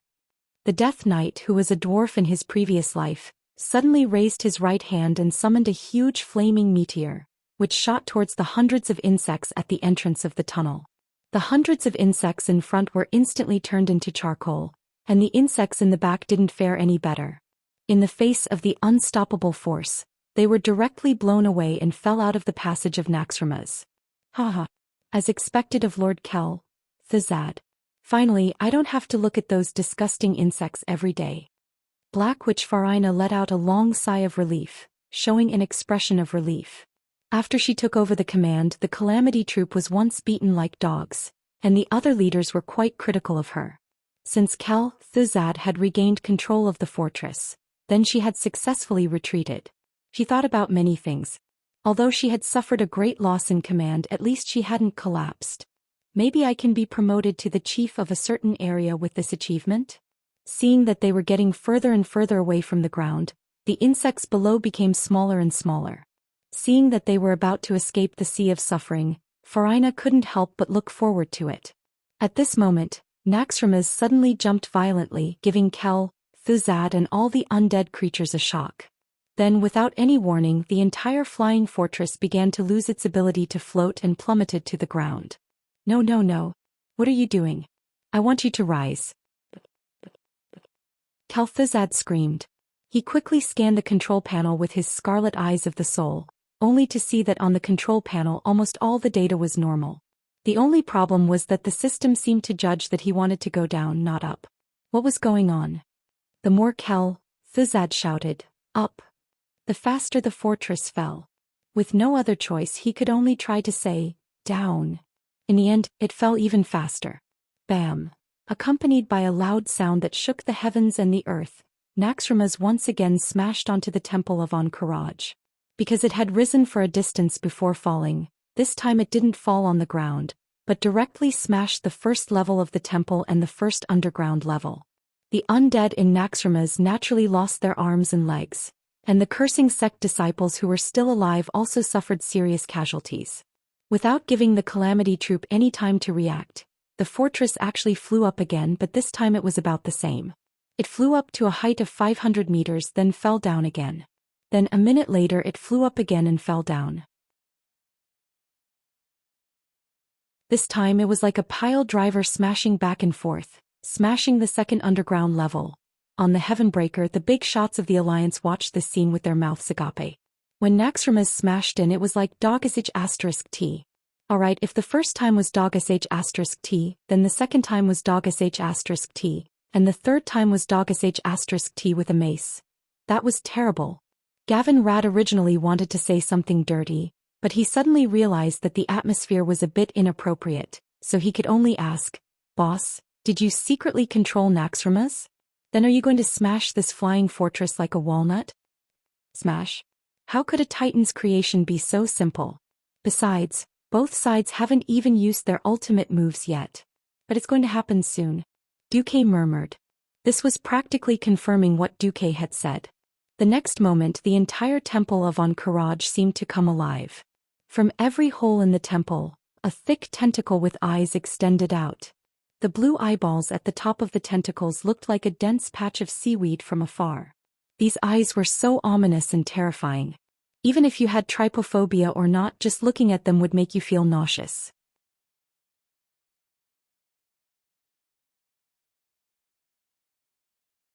Chapter 1248. These giant eye tentacles were the eyes of the ancient evil god Thun, and also its tentacles. If these tentacles with eyes were treated as onlookers who came to watch the show, it would be hilarious. 3 seconds later, hundreds of giant eye tentacles widened their eyes at the same time. Rays of natural light, similar to a chain of lightning, shot straight into every passageway and hole in the outer wall of Naxxramas. Almost without a sound, tens of thousands of insects, together with their enemies, turned into ashes in this huge lightning-like electric net, turning into nothingness. Feeling the sudden high-energy reaction from below the temple, Kel'Thuzad was scared out of his wits. With all his strength, he forcibly injected his magic into the control system, trying to use his own magic circuit to connect with the control circuit of the Titan's power furnace. Get up! Get up! This kind of violent cracking was something Kel'Thuzad had always avoided. After all, he didn't know what the consequences would be if he connected his magic circuit to a power furnace with such a huge energy requirement. Perhaps he would gain control of the system, or the power furnace would drain his magic in reverse. This was another big gamble. He didn't know if he had gambled correctly or lost. Anyway, the whole of Naxxramas rose slowly for the fourth time. However, this time Xithun should be furious, and it was not going to let go of this fortress that had provoked its divine power again and again. What's more, the fortress itself had the Titan aura that it hated. If it couldn't enslave the Titan creation, then it would completely destroy it. In less than 3 seconds, a huge red beam of light with a diameter of at least 50 meters shot straight up from the ground, broke through the thick rock layer, and shot straight at Naxxramas, who had just flown up. Kel'Thuzad was so scared that his teeth almost broke. He no longer cared about holding back. This time he crushed a peculiar rune stone that he took out from his interspatial bag. Originally, this treasure, which was personally given to him by Lich King Arthas before he fell asleep, should have been his last resort. Unfortunately, he could no longer hold back. An incomparably gorgeous white light suddenly poured out of the suspended fortress. Bystanders could see from afar that huge clusters of ice were surging out of every window, every passageway, and every hole on the outer wall of the fortress that had been blasted open. In less than 1/100th of a second, these ice clusters formed an incomparably dense forest of icicles, and within 1/10th of a second, the entire fortress was wrapped in ice like a ball. This was a big move that was completely beyond the imagination of mortals. Perhaps only such a move could withstand the terrifying blow from Xithun. The special skill, like the frozen tomb, collided with Xithun's dark flash in midair. At that moment, the entire sky of Silithus seemed to flicker with the brilliance of the laws and elements. The clouds in the sky were instantly blasted apart. Even so, on the dissipating clouds everywhere that could be projected, there were still dense purplish-black flame patterns appearing. At the same time, more dark energy was attacking the huge ice ball that covered the entire flying fortress. Under the flickering light, the spectators in the distance could clearly see the faint silver network that was flashing under the layer of ice. Duque said solemnly, "Are those the lines of law?" Not every powerhouse could see so many lines. Everyone could only see that the violent explosion and the turbulence of energy had turned the entire sky into a mess. The aftermath of the explosion spread in all directions, with Naxxramas as the center. As if there was a moment of delay, a shock wave that swept through everything erupted. In just half a second, tens of thousands of on-courage flying insects were directly crushed into large and small pieces by the shock wave, falling from the sky like a heavy rain. The powerful elemental energy fluctuations caused all the surveillance magic mirrors to lose their images. This didn't matter. Even from 10,000 meters away on the suspended heaven breaker, they could still clearly see the huge cloud of flames rising in the distance. Duque turned back and said to the powerhouses of the Alliance, "It's not so easy to take advantage of them. These days, which powerhouse doesn't have 1 or 2 trump cards? If we had rushed up just now." Everyone knew the answer. At any moment, the heaven breaker, which represented the most advanced technology in the Alliance, would have been affected by Naxxramas's wide area of ice, or by Xithun's dark flash, and swept into the turbulence of destruction. That would have been a classic case of being buried with them. They send the attack signal. If we don't go, Naxxramas will fall into Xithun's hands. 3 red signal flares rose into the sky and exploded in the clear, cloudless sky. The red ball-shaped signal flares looked like 3 large fireworks. Sao raised the hammer of destruction high. Loktar! Loktar! 50,000 orcs raised the metal weapons in their hands, wearing heavy armor, and began to advance towards the On-Courage temple from 10 kilometers away. Further ahead, there were thousands of dragons and half-dragons. They would be the vanguard of the Allied forces. On the left, there were dwarf steam tanks equipped with sand filters and dust grills. On the right, there were more than 10,000 human cavalry. 1 kilometer behind the orcs, there was a neat central square formed by a mix of humans, dwarf gunners, Dalajan mages and elven archers. The task of all the mortal armies was to deal with Kiraj's insect army.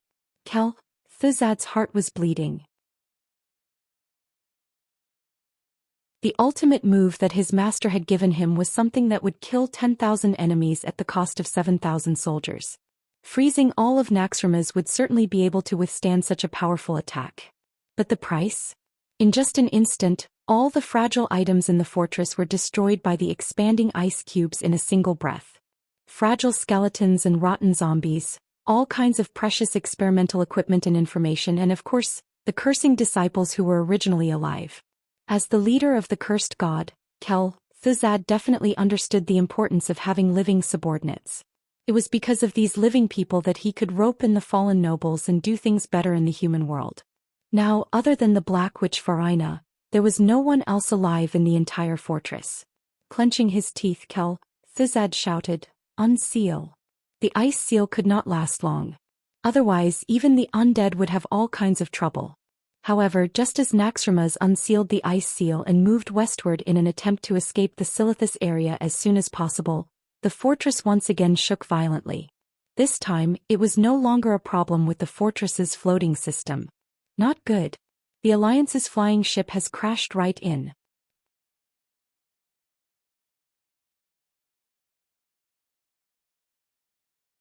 Chapter 1249. Be careful. Duque warned as he watched the Alliance's powerhouses split into 2 groups. This was the enemy's territory. Even if they had the upper hand in the early stages, they could never be too careful. Duque didn't specifically say anything to his women. He had already said what he wanted to say last night. He and Aurelia were lovers as well as like-minded comrades. Petty words of love were not suitable for them. Before they left, they expressed their love with an affectionate gaze. Ever since Turayan's disappearance, the Alliance had become short on manpower. After racking his brains, Duque finally decided on the teams. The ones going to the structure area were Magni, Gavin Rad, Benedicta's, Aurelia, Sasha, Edwin Van Cleef and Alicia. The ones going to the military area were Tyrion, Liadeline, Korea, Tyrande, Sylvanas, Vanessa and Jaina. Including Duque, who had gone into the spider zone alone, there were exactly 15 of them. The rest were either defending the Alliance's territory or supporting William's side. Sigh. My 40-man hero team. Who knew when he would be able to gather an all-star hero team again? Shaking his head to get the terrible reality out of his mind, Duque turned and set off.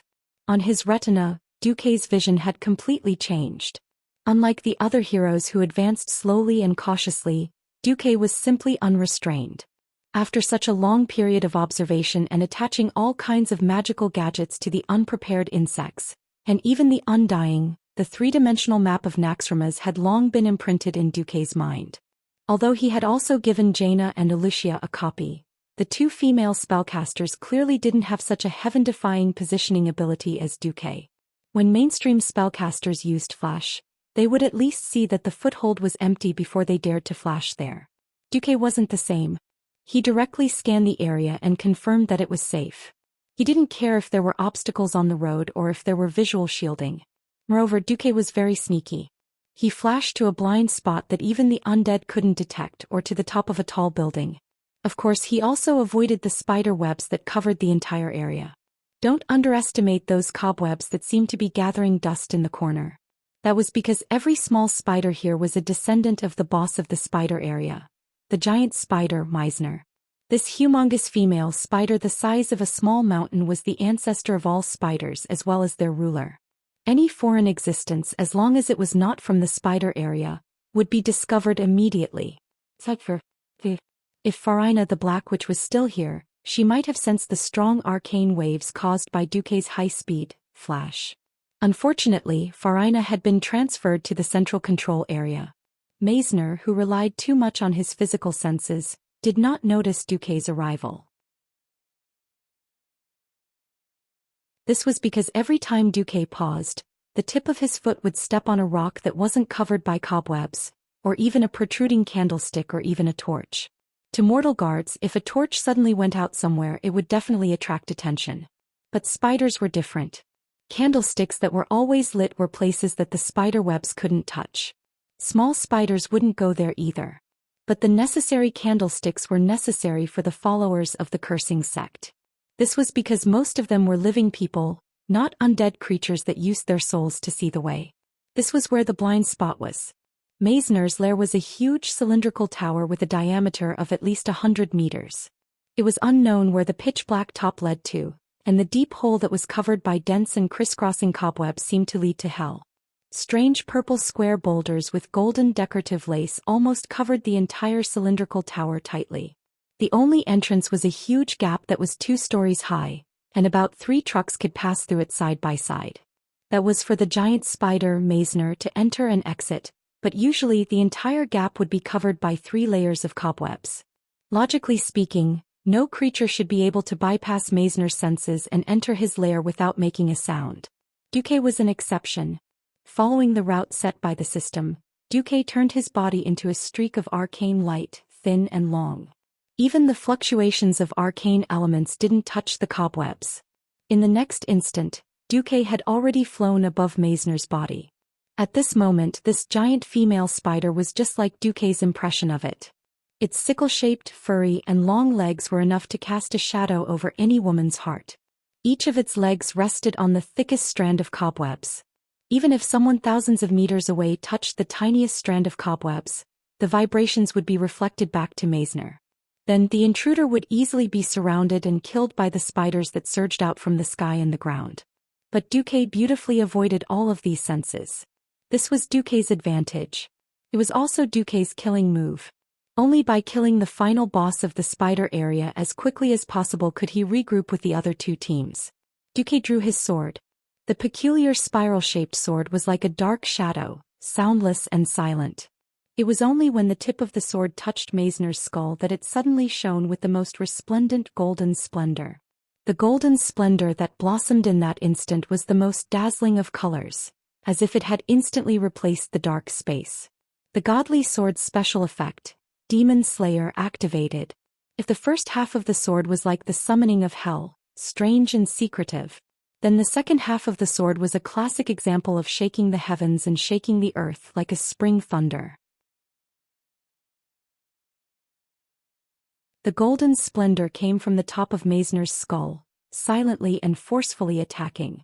It was an extremely powerful and shocking sword. Meisner didn't even have the time to tremble in fear. He was already defenseless and had no choice but to take the attack head-on. Duque was also dirty. He was clearly a wizard, but his most powerful move was to use the godly sword in his hand to assassinate. From killing Sardras to killing Archerons, it had to be said that after countless experiences, Duque's grasp of the timing of an assassination had reached the pinnacle. Coupled with the godly sword's special effect, this sword was simply unstoppable. It was unstoppable. Spiders didn't look like creatures with strong defenses, and their defensive capabilities were only relative. If it was the small steel cannon that had blasted the orcs to tears in the scorching canyon, even 3 days and 3 nights wouldn't be able to shatter its skull. But with Duque's sneak attack there could only be one result. The grand final boss of the spider area, Meisner, who had undergone a special transformation and had fused with an unknown amount of evil energy, suddenly opened his terrifying mouth full of spikes. Spiders didn't have a voice, but even so, Duque could still feel that it seemed to be letting out a mournful cry. Very quickly this soundless cry was cut off.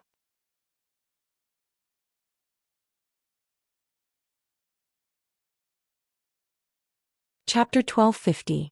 Because below its head, a neat black circle had appeared. Although all the carapace and brain matter in the middle had been evaporated by the intense holy light, there was still a hazy, misty black gas at the edge and a foul-smelling slurry dripping into the circle. Suddenly, Duque found that something was wrong. Without even a tenth of a second of hesitation, Duque directly dodged and the spiral sword pierced into the hard stone wall.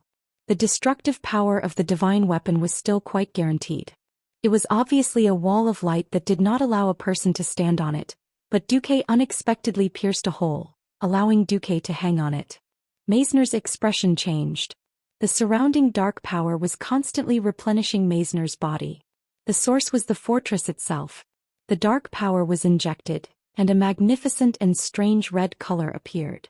Duque watched dumbfounded as Meisner's dark back turned scarlet, and the joints of each of its legs grew red barbs in the shape of peppers. What was more exaggerated was that its body had swelled up a size. For a moment, Duque thought that Meisner was going to come back to life. After all, this was the undead's fortress, Naxxrama's.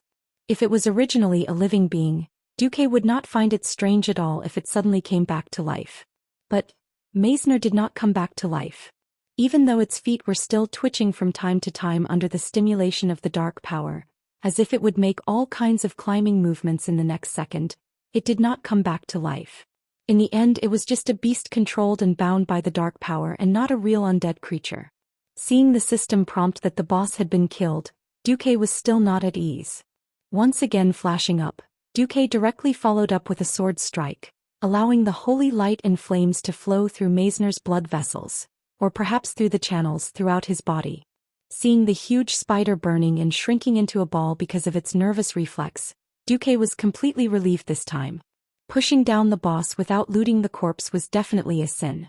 When Duque burned the spider silk and opened a treasure chest that had been wrapped in it for an unknown number of times, Duque's heart was simply surprised, happy, and confused. To his surprise, Duque discovered a large number of high-quality spoils of war: twisted limb, digested silk robe, and radiant cloak.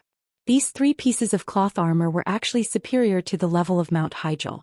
Logically speaking, in history this should have been the second time Naxxramas came out to cause trouble. Based on this deduction, it wouldn't be a level 60 in the game, but a level 80 Naxxramas. What puzzled Duque was that there seemed to be quite a lot of level 60 equipment. Then what the hell is this? The happy part was that Duque had discovered 8 fragments of the artifact Atish, the legendary guardian's staff, among the spoils of war. That was a chicken drumstick. Ever since Duque inherited Mediva's legacy, he had been thinking about this artifact staff. Duque's hands were trembling with excitement and ecstasy. However, Duque still suppressed his excitement. He thought of the scene where Naxxramas turned into a huge block of ice to block Thun's blow. If I'm not wrong, it should be the power of the Lich King that enhanced the monsters and the leader of the entire fortress. Then the other 2 squads are a little bit in danger. With this thought, Duque couldn't care about anything else. He put the spoils of war into his space bag, and then directly launched a continuous flash to leave. Just by injecting a shadow magic into the corpse of the big spider. At this time Naxxramas was very lively. A large number of Zergs were killed by the ice seal just now. Even a large number of Doomsday Army soldiers were killed as well. However, the Skybreaker disregarded everything and stuck its head in. None of the undead knew that the huge golden eagle's bow was actually a ram. When the collision was about to occur, the eagle's beak stretched forward and easily pierced a large hole in the wall of the fortress that was already riddled with holes. When the collision stopped, the cannons on both sides of the Skybreaker were fully opened, plowing through almost everything that was a threat in sight. After putting down the hero team, the Skybreaker could still retreat on its own. Together with the Black Pearl and the other 2 flying battleships, it used ropes to drag Naxxramas and set up a cannonball formation. At a distance of 50 meters, which was almost zero distance for a cannonball battle, they ruthlessly beat up Naxxramas. Not only that, but they also sent out the 101st Airborne Division, which was formed by a certain someone out of bad taste. This elite squad of dwarf gunners, human warriors and paladins only had 300 people, but they were firmly rooted at the entrance of the fortress like nails, using the cannons as cover, leaving a path of retreat for the Alliance's strong squad. Farina. Continue to command the fortress. Let the leaders defend their own areas and annihilate the invaders at the same time. I must control the fortress again. Thizad was a little flustered and exasperated as he used magic to inform Farina. Unless he was willing to abandon the fortress, abandon the entire undead army, and run back to the Ice Crown Fortress with a few leaders while preparing to bear the thunderous wrath of the Lich King, he had to hold on until the end. Thump thump thump. Like an inflatable fat man's abomination, it carried rusty iron chains and grappling hooks stained with dark red blood as it took heavy steps towards the Alliance's airborne division. Ready, fire. Along with the shout of Justin Barrett, the captain of the Skybreaker and a high-ranking commander of the Alliance, the sharpest dwarf gunners accurately fired the cannonballs into the deep and spacious passageways. The roar of the 155mm cannons resounded through the sky. Even if this thing didn't hit, it could still scorch an area of dozens of meters. Did it hit? Did you see that nearly 4-meter-tall abomination made from rotten flesh? It was directly smashed into meat paste, and even the rotten flesh turned to ash in midair. Under the cover of such powerful artillery fire, even the Death Knights with undead warhorses found it difficult to forcefully attack the Alliance elites nailed at the passageway. In the dark main control room, hundreds of light screens flickered continuously. There were real-time battle scenes as well as various data that symbolized the comparison of forces. No matter how you looked at it, the Calamity Army was in trouble. Farina was flustered. Let the 3rd Squadron of Death Knights fill in and attack the Alliance at the passageway. What about the gargoyle troops? Do we still have ice dragons? Just as she and her low-level lich subordinates were busy in the command center, no one noticed that the cobwebs that originally covered the outside of the main control room had quietly changed color. From its original bright and dazzling white color, it turned into a dark matte color. This was not their fault. No one would have thought that the dignified leader of the Spider District, Meisner, would be silently killed in one shot.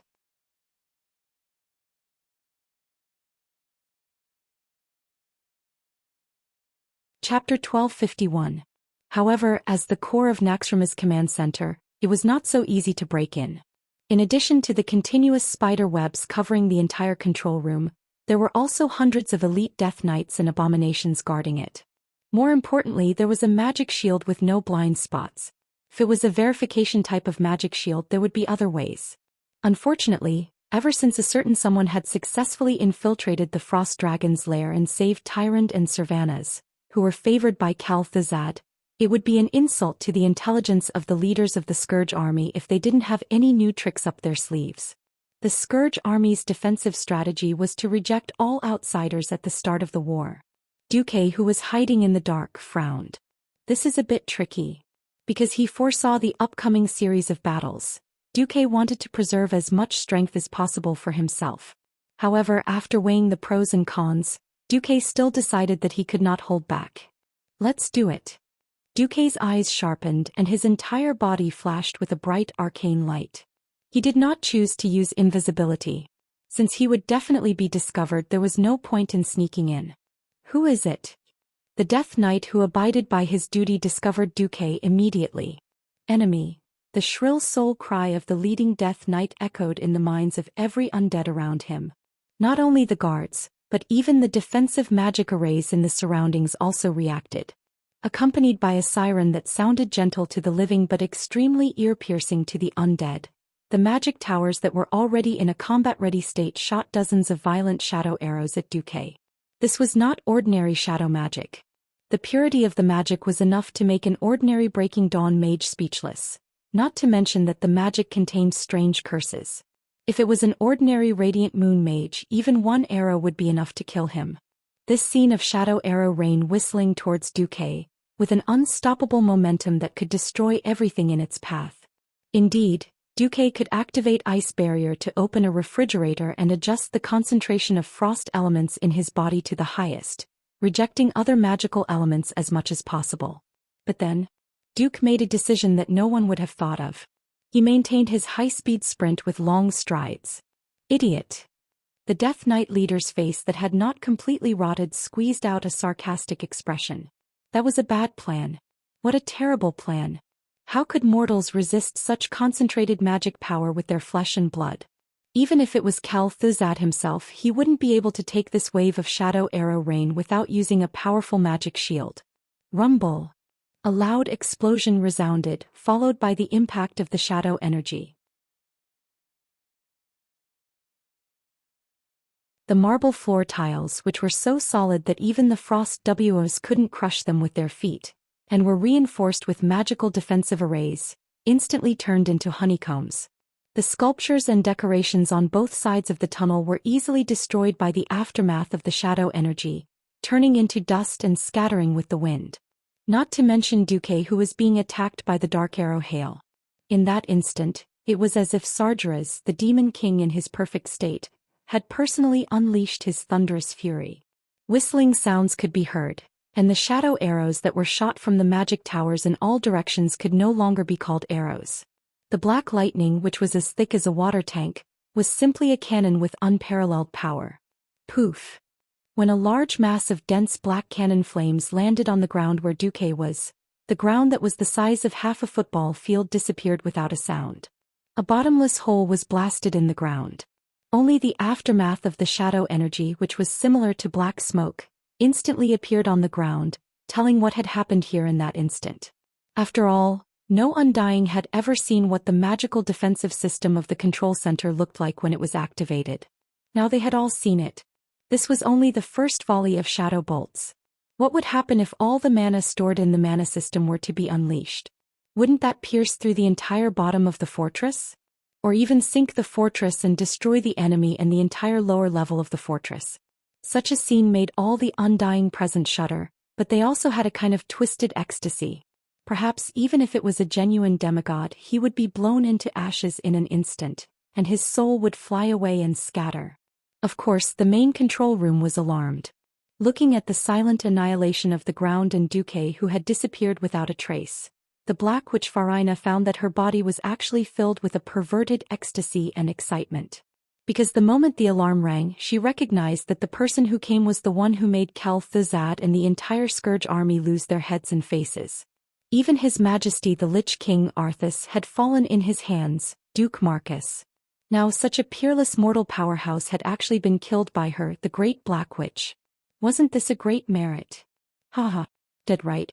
Dead right. Do you think Naxxramas is your backyard? Do you think you can casually enter the great kingdom of the dead? Ha! How dare you defy His Majesty the Lich King? Destruction is your only fate. Farina's delicate face was flushed with a sickly red. She suddenly thought if Duque did not die in that blow just now, but was only half dead, such as having only the upper half of his body left, then she could personally lead him into the kingdom of the dead. Perhaps because she guided the most powerful Breaking Dawn Archmage to become a great lich, with such a merit her position in the Calamity army could be raised to a higher level. A second later her pink pupils suddenly shrank. There was shock on her delicate face, and her pink shoulder-length hair trembled along with her body. What did she see? A shadow that should not exist. It was an amalgamation of shadow energy that was completely different from the overflowing energy. No one knew what it was, but it was obvious that it was not a natural creation. Under the gaze of hundreds of Undying, the shadow energy that seemed to be dissipating a quarter of an hour ago gathered together in the next instant, forming a standard human figure. Black hair, black facial features, black skin, and even black clothes.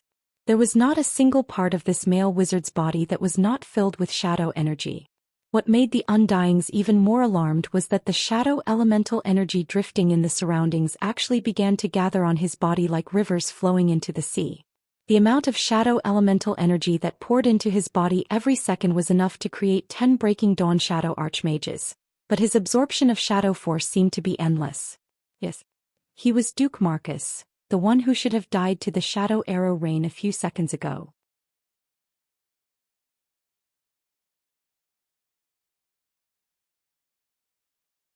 Chapter 1252. Impossible. The Undyings who had wanted to watch a good show and pick up the bones of the strongest person in the Alliance to show off were all dumbfounded. That was shadow energy after all. Compared to the positive energy of life, holy energy, shadow energy was widely recognized as the power of the dead. How could Duque ignore such a terrifying rain of shadow arrows? And he himself had shadow energy that was so powerful that even a commander-level expert could only look up to. What was going on? Not just the Death Knights, even Farina, who was still in the control room, was dumbfounded. At this moment she had completely lost the ability to speak. Duque retreated from his shadow form and returned to his original appearance. His expression was completely indifferent. He smiled faintly, swept his gaze and slowly said, "What other tricks do you have? While I'm still standing here I haven't made a move. If you want to deal with me, at least you still have a chance.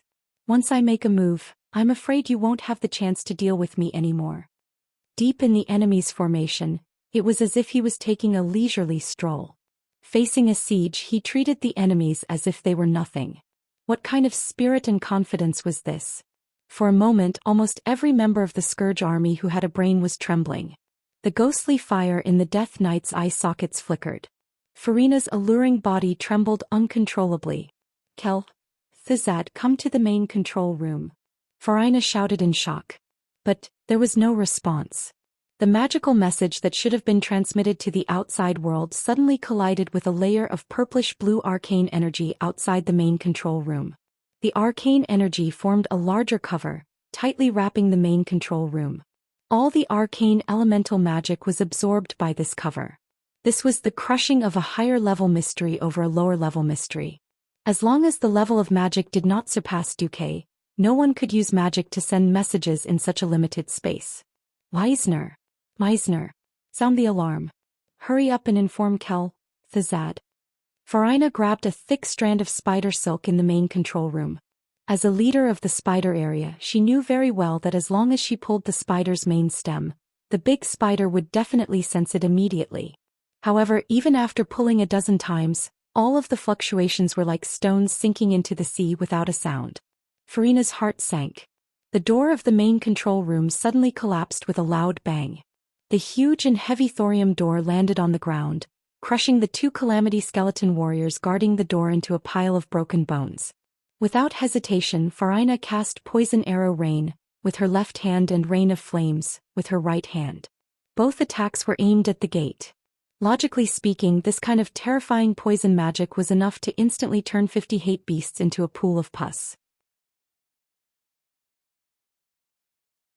They would be finished in an instant and not even their bones would be left. High-intensity flames also had a similar power. However, as one of Farina's few trump cards, these two spells were easily neutralized. Duque didn't even use any additional counter spells. He just stood at the gate and used Vast Ice Barrier to block the attack. Be it venom or flames, when these two spells blasted onto the shield, they were all swept aside by the ice tornado that moved in a clockwise direction. Duque even had the time to separate the poison from the flames and bounce them back. The venom, which emitted a strong stench, corroded all the mid-tier liches on Farina's left into lumps of unsightly bone mixture. The flames, which had dissipated quite a bit, burned the liches on her right into ashes. Even the ashes drifted away in the wind. Farina couldn't help but shiver.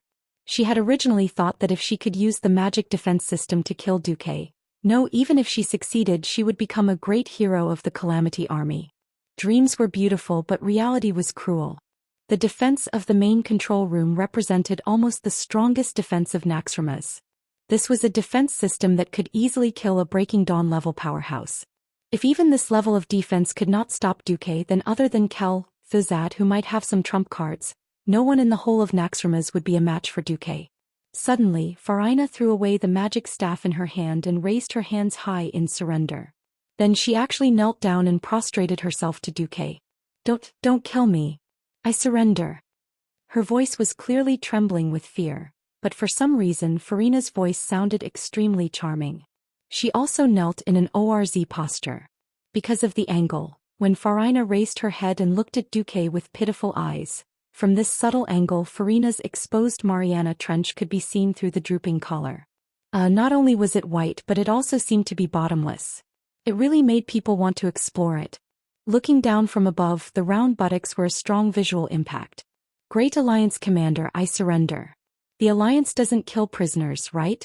I'm willing to do anything you want, even if you want me to become the lowliest servant in Marcus Mansion. I only ask the Great Alliance to spare my life. I am willing to offer my loyalty to you. As she spoke, her face became sad and tears appeared at the corners of her eyes. Her pitiful temperament, coupled with her black lace robe that looked like a mourning dress, really fulfilled the old saying, if you want to be beautiful, you will wear a suit of mourning. Such a scene. If Duque did not know about Farina's background, he might really have been soft-hearted and chosen to die in order to complete the special achievement of Undead Collection. Duque strode forward, smiled coldly, and used his left hand to grab Farina's neck, raising her high. Cough cough. No, spare me. This time Farina was really scared out of her wits. She wanted to struggle, but she was afraid that her struggle would really anger Duque. Because she found that not only did Duque's left arm have the strength of a tauren, but he was also strangling her neck. His thumb and index finger were pressing against her chin. Although the other fingers were also very strong, it was not to the extent that she could not breathe or speak. It was just uncomfortable. There's still a chance. When Farina gave up resisting and was about to continue to sell her body, Duque's voice reached her ears like a demon from hell. I didn't kill you immediately because I want you to die knowing the truth. Do you really think I don't know what you've done? You married 6 young nobles and killed them all without leaving a trace like a black widow spider. Through inheriting your late husband's family property, you became one of the richest women in Lordaeron during Tarina's reign. Farina's face instantly turned pale. No, this is all slander. I didn't kill them.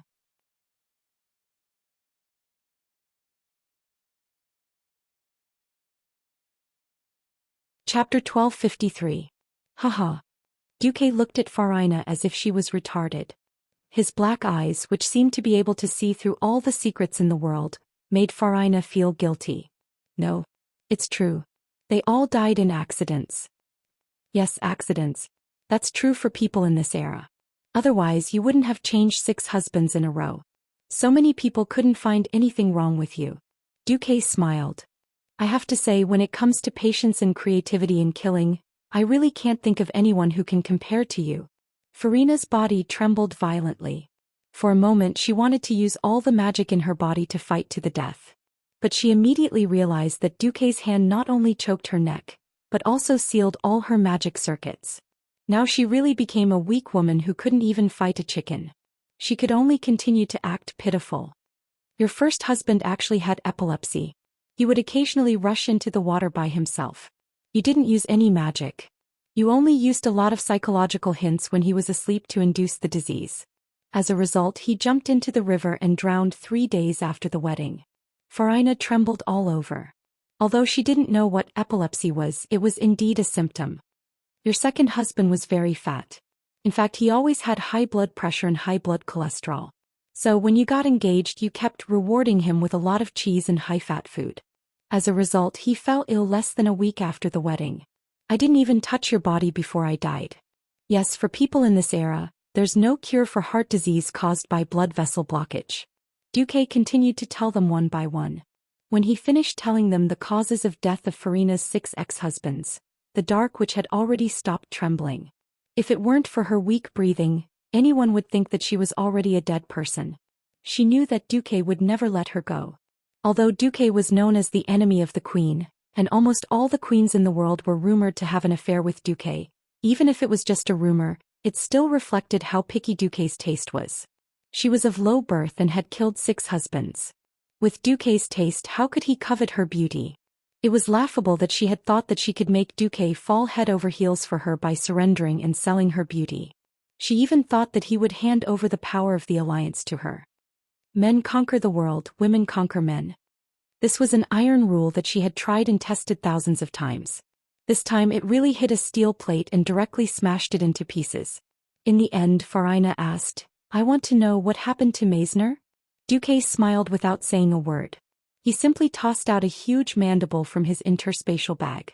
The mandible was still stained with fresh blood. With a little work, it could be made into a very barbaric 2-handed sledgehammer. It was the same in history because that level 213 epic grade hammer was called Mandible. Farina was in despair. Completely and utterly in despair. She really could not imagine that Duque could actually silently kill off such a powerful beast leader who was the best at scouting. No wonder he could save her from under Kel Thuzad's nose. It turned out that the Scourge Fortress, Naxxramas, was like his own backyard in Duque's eyes. Without the hope of survival, the last layer of shame was torn off. Then there was no need to hide their hostility. Farina screamed hysterically, It's useless for you to kill me. My soul will return to the Lich King. Next time I will return as the most powerful Lich. But remember, you ruined my beauty. You forced me to become a dirty and ugly undead. I will make you pay for this 1,000 times over. Ah, noisy. Duque snorted coldly. The dark witch could no longer speak. Her whole body was tightly wrapped in an even darker shadow power. The shadow power, which was shaped like a large black egg, frantically poured into her body. She resisted, but the shadow power still forced its way into her body. It was impossible for her body to withstand such a huge amount of shadow energy. In less than 3 seconds, her body had completely melted into the shadow energy. The evil dark witch Farina was dead. This was not the end. However, things did not go as she wished. Her soul returned to the Lich King's flag, waiting for the Lich King to wake up and grant her a new life. Then she would become a powerful lich like Kel, Thazad. Soon a cold wind accompanied the soul. The next moment, Farina's soul emerged from the shadow power.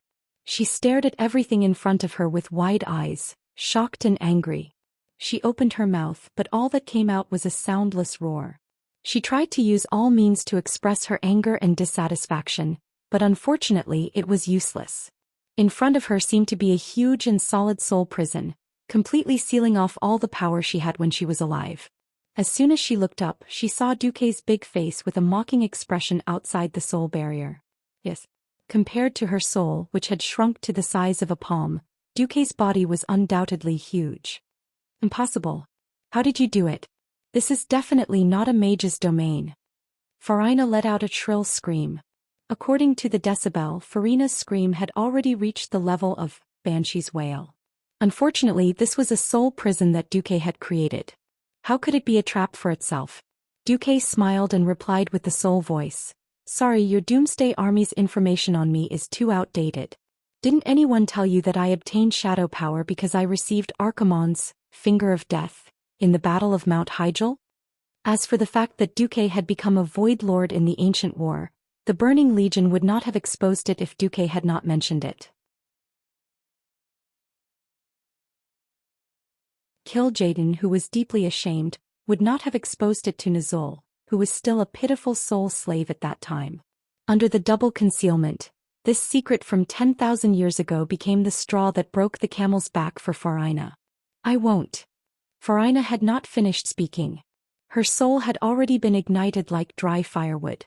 Her soul should not have felt anything, but she felt that the temperature of her body was rising rapidly, and a burning sensation spread throughout her body. She subconsciously took off her spiritual outer clothing, but even when her clothes were taken off, she did not feel the slightest drop in temperature. On the contrary, Farina felt as though her soul was being roasted in the mouth of an erupting volcano. The high temperature seemed to be able to burn her soul to ashes at any time and completely destroy it. Farina's soul screamed with all its might to vent the pain that came from the depths of her soul.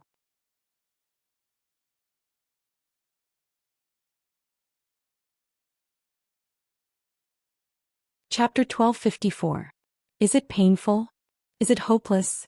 If you want relief, it's good that you've surrendered to me. Duque stretched out a finger and easily broke through the soul barrier, gently poking Farina's spiritual belly. The shrunken soul of the Black Witch was now the size of a Barbie doll. Her entire body was burning with soul flames, and she instinctively wanted anything that could save her. Just like a drowning person who was on the verge of death, she would grab hold of anything that could save her. Farina immediately felt the cold breath from Duque's little finger. Without hesitation, she hugged it. The scene looked very strange. A doll-like soul of a beautiful woman hugged a pillar-like little finger, greedily seeking the cold breath from it. But, are you using my finger as a pillow? Duque teased. But the next moment, Duque retracted his finger. Farina's soul crashed miserably against the soul barrier, and once again fell into the flames of soul punishment. She could not help but let out another painful scream and moan. Black Witch, surrender to me, Duke Marcus. Otherwise, you will suffer in this eternal flame for at least 10,000 years. 10,000 years? No, spare me, I can't go on for another minute. Farina, who had turned into a little soul, cried and shouted. She decisively gave up what little restraint she had left. Was she a vicious woman? Yes. Otherwise there wouldn't have been those classic 6 murders. Was she a person of strong will? No. She had strived to enter the upper class and enjoy the most extravagant life. She had never been someone who could endure hardship. After realizing that her soul could no longer escape, and that she had no choice but to endure the most terrifying soul punishment, The only thing she could do now was to shake at the master of this prison, the master of Duque, who also controlled her soul. Tail. Beg. Pity. Duque stuck his finger in again. The doll-like Farina hugged Duque's little finger and kissed it madly. She couldn't wait to show Duque her most precious thing. Of course, she was not referring to her delicate body that had seduced countless young male nobles from the Rotterdam. Instead, she was referring to the information about the Calamity Army. Of course, Duque could use the soul-searching technique. The problem was that the soul-searching technique could only be used when there was a huge difference in soul power. It was very easy for a leader to make a mistake. For example, if the other party's willpower was strong enough, it was very likely that they would obtain nothing, or perhaps they would obtain a fragmented piece of soul information. For example, even if Arthas killed his own master Uther, he would not be able to do anything to Uther's soul. Therefore, making the other party yield was the most ideal. Duke Marcus, I Farina beg for your mercy. Please allow me to become your loyal soul slave. At your service. I will burn them for you. The doll-like Farina hugged Duque's finger, yearning for the cold touch. At this moment, after she poured out everything she knew that there was no turning back. No matter what the reason was, Kel'Thuzad and the Lich King Arthas would not spare her. Because what she had given him was the secret list of the cursing sect's spies in the Alliance. Consciousness. All right, you shall be my elemental emissary. This time, Duque was really satisfied. Praise you, great master. Farina opened up her soul, allowing Duque's shadow power to invade every corner of her soul. Now the only thing she desired was to be completely conquered by him, to satisfy her empty and frightened soul. Because of betrayal, she desired a stronger backer and stronger power. It sounded very ironic, right? However, as the shadow power continued to pour in, Farina's previous pursuits and misgivings about the Calamity Army had all disappeared from her mind. She was like the most loyal hound, longing for the orders from her master. As the shadow power strengthened her soul, she moaned in agony, praying for the arrival of the master's orders that symbolized happiness. When Farina came back to her senses, she found herself back in the main control room, facing dozens of flashing magic mirror screens. Duque was still standing in front of her with a smile. She raised her hands in shock and found that her body was still there. I'm fine? Farina asked herself in shock. The next second she realized that her body had changed. He was still breathing. She was still alive. However, the thing that kept her alive was no longer her heart and brain. It was the shadow energy lurking in her heart and every bone in her body. Apart from her life signs, she was already a shadow elemental life form in her bones. Moreover, at least half of her soul was in Duque's hands. She could clearly feel this. Suddenly, her body trembled. Her mouth twitched, but she still lowered her head and said to Duque, Master. Good. You know what I'm going to do, right? The Dark Witch was very smart. She immediately understood. I can't order commander-level beings. Duque didn't mind. As long as all the other troubles are gone. Understood. The Dark Witch took a deep breath and turned around. She was once again the temporary commander of Naxxramas. All undead, pay attention. We must gather our forces and drive out the Dam Alliance in one fell swoop. 3rd Death Knight Squad, hurry to E3. 5th Abomination Squad, go. Farina methodically ordered all of Naxxramas' troops to gather in the direction of the Skybreaker. At first glance, there seemed to be nothing wrong with her command. But when you considered that she had even sent away the troops that were fighting with the 2 Alliance powerhouses, it was a bit of a joke. Damn it. What's going on? Is that stupid woman just going to let those Alliance powerhouses come and go? The Death Knights who were about to snipe Magni and the others couldn't help but curse. Follow orders. Copies. Aren't the 4 Death Knights guarding the military zone? The Death Knights were all knights and even holy knights when they were alive. They had inherited their martial arts and military discipline. No matter how unwilling they were, they still chose to follow orders. In the end, the Alliance heroes saw the surging undead army retreat like the tide. What the hell? Magni muttered. The powerhouses all looked at each other. At this time, the Alliance near the Skybreaker had a deeper understanding. When the Skybreaker's captain, Justin Barrett, saw that the enemy had gathered almost all of their forces here, his face turned green. who knew that in the next moment Naxxramas would change drastically.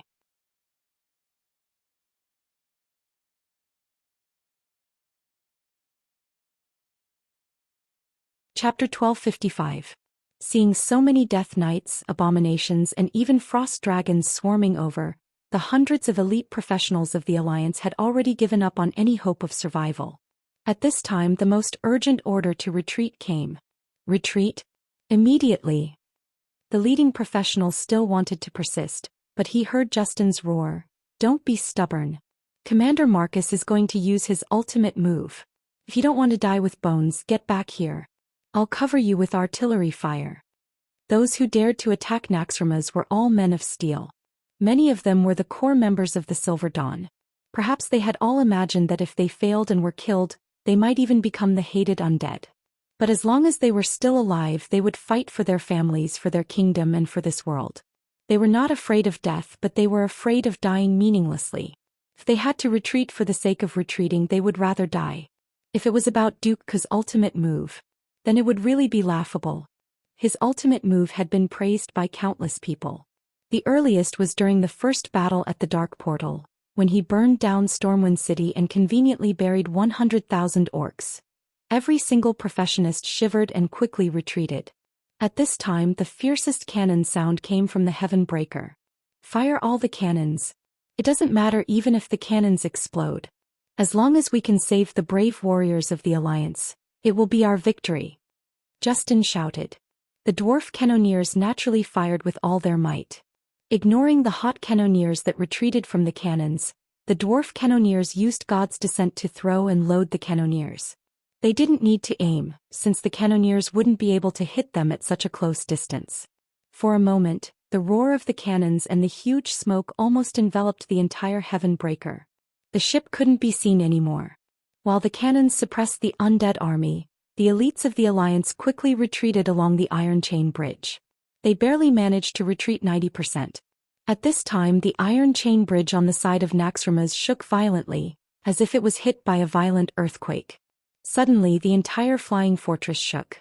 On the Heaven Breaker, which relied on its propellers to keep itself afloat, the Alliance soldiers were able to see everything even more clearly. Outside the undead fortress of Naxxramas, a giant skull that was either a decoration or a magical creation began to slide down the slope of the fortress.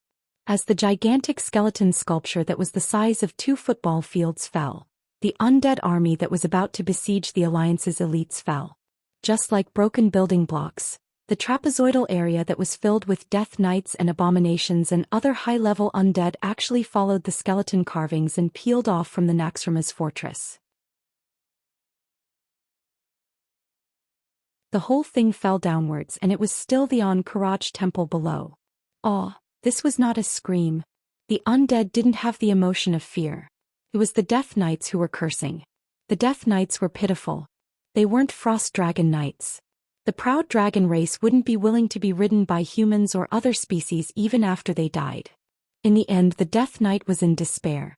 He was riding an undead warhorse that could not fly. Right now he was at least 500 meters from the ground. With his shadow magic power, if he was skilled enough, he could activate Death's Grasp in time to catch something when he was about to fall to the ground. Then the Death Knights probably wouldn't break their legs. The undead warhorses would definitely break their leg bones. As for the abominations, they could only pray for themselves. Falling from such a height of 500 meters, they would probably be crushed into meat paste. Without their warhorses, the combat power of the Death Knights would drop by at least 30%. Under such circumstances, if they were to face the never-ending bug nest in despair, it would really be laughable. This is. Almost every Alliance warrior had a look of utter shock on their faces. It seemed that the love-hate relationship between the Scourge army and the Bug army wasn't enough. This time they didn't even give the Scourge army a way out. Justin saw something. He said vaguely but mysteriously, "It seems that the Heaven Breaker will have to come to Naxxramas often in the future." In the main control room, curses came from almost every communication circuit as well as reproaches from the 4 horsemen of the apocalypse.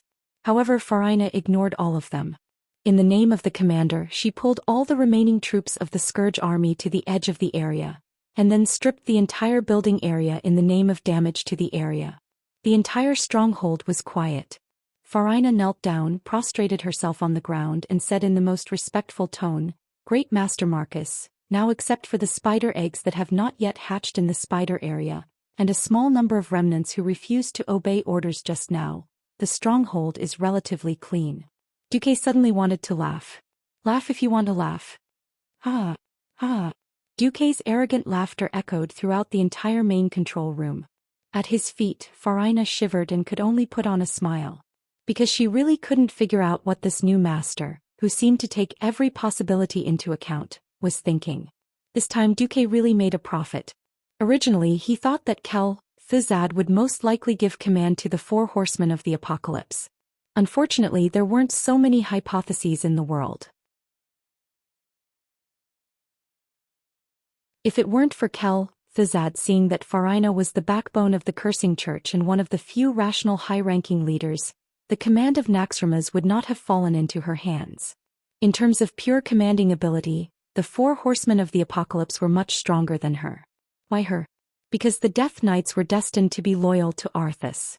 Thizad was loyal to the Lich King, but he also had his own little calculations.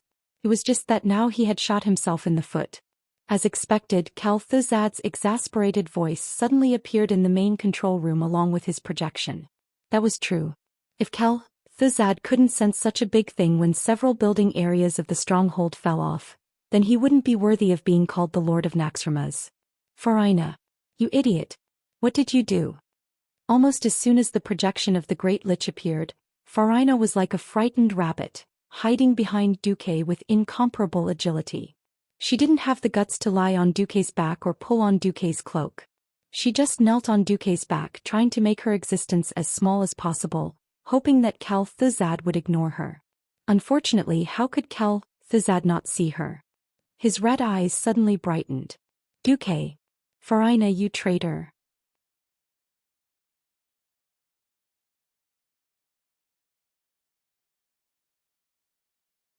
Chapter 1256.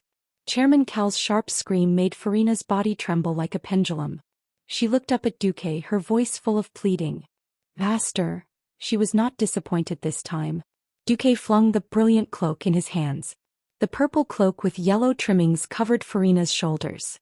Duque's gaze was still full of disdain, but the meaning was clear.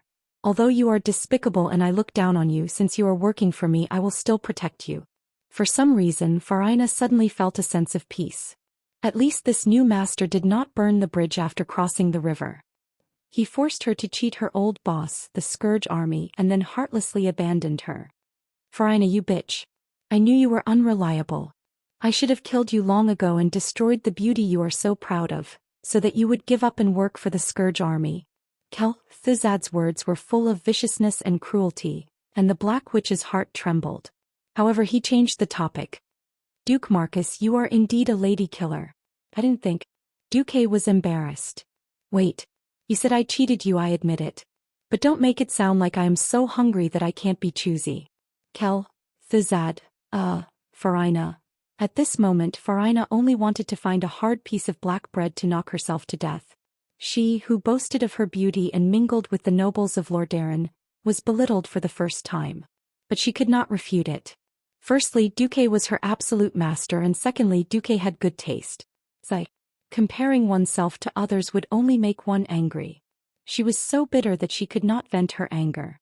Even if she had internal injuries, she could only continue to hold it in. Because she still needed Duque's protection. Of course, Duque did not care about the Black Witch's feelings. His face was full of sarcasm. "Thizad, put away your boring threats. You'd better stay on the upper floors.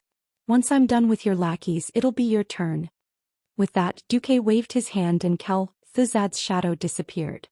After a second, Duque turned to Farina and said, "All right, Thizad has already sent word of your betrayal back to the Ice Crown Fortress.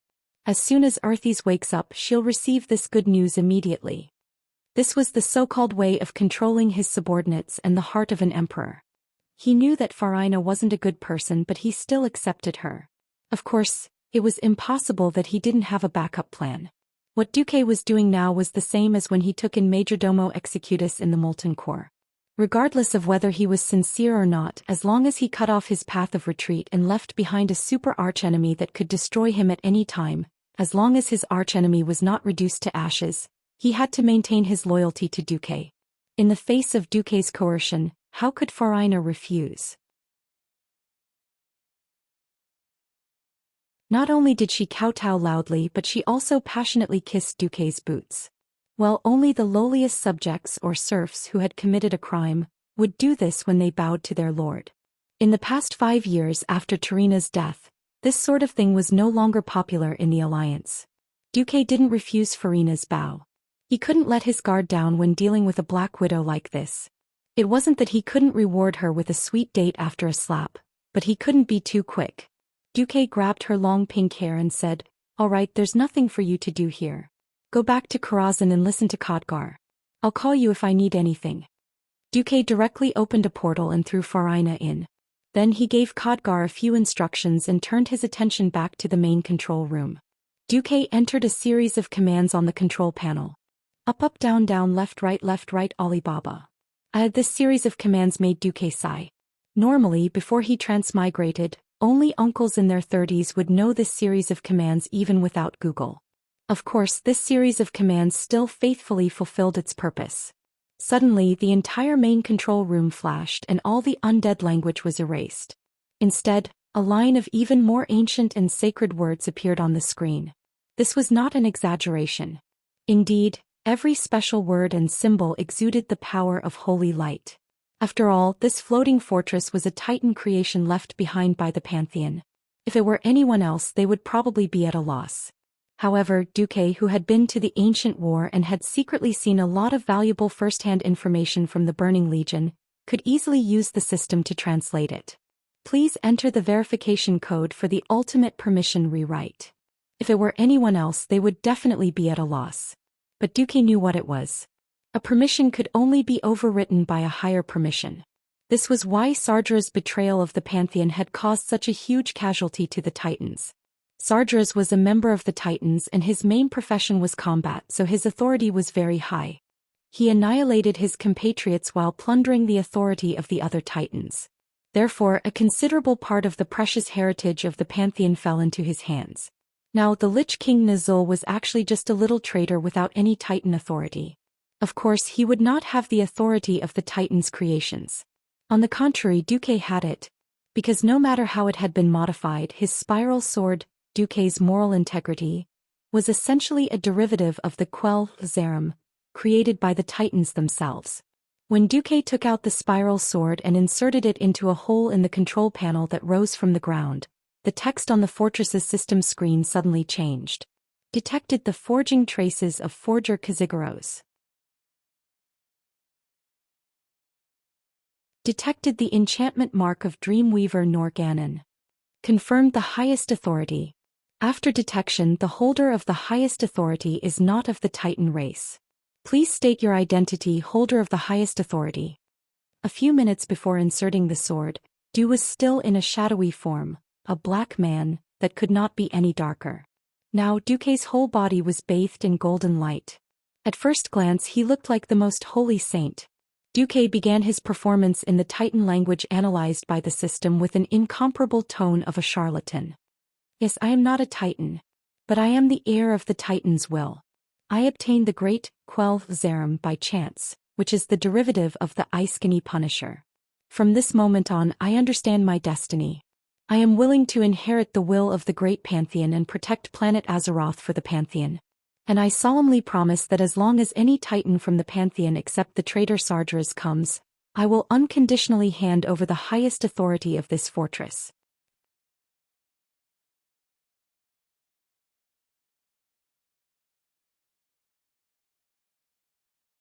Chapter 1257. Duque's words were righteous, awe-inspiring, and selfless. Those who didn't know would be moved by Duque to the point of tears and snot flowing down their faces. Not only did he openly confess his lowly identity, but he also promised that once the master came he would give up ownership. He was simply a living example of an honest and reliable young man in the new era. In fact, the above touching was all bullsh*t. Because only the transmigrators knew that the titans of the Pantheon had all been killed by Sargerasa. They were all dead. But the titans as godlike existences were also very powerful. They were dead, but they died very uncleanly, and all kinds of gods will remained in the world. It must be known that all high-grade titan systems had their own intelligence. There was absolutely no good ending for forcibly taking it. Or it was like Kel-Thizad, who could use it but couldn't obtain full authority. Once they encountered an existence with higher authority, they would be done for. So what if they died uncleanly? Didn't you hear Duque deliberately leave a verbal trap, emphasizing that he would only give up the authority if he came? Duque's system elf had evaluated that the control center of Naxxramas probably had the intelligence of a human 10-year-old child. Its intelligence was not high, but it absolutely abided by the rules left behind by the Titans. It would automatically make a choice in favor of the will of the Titans. Therefore, Duque's following words became the last straw that crushed its heart. The glory of the Pantheon is being tarnished by evil.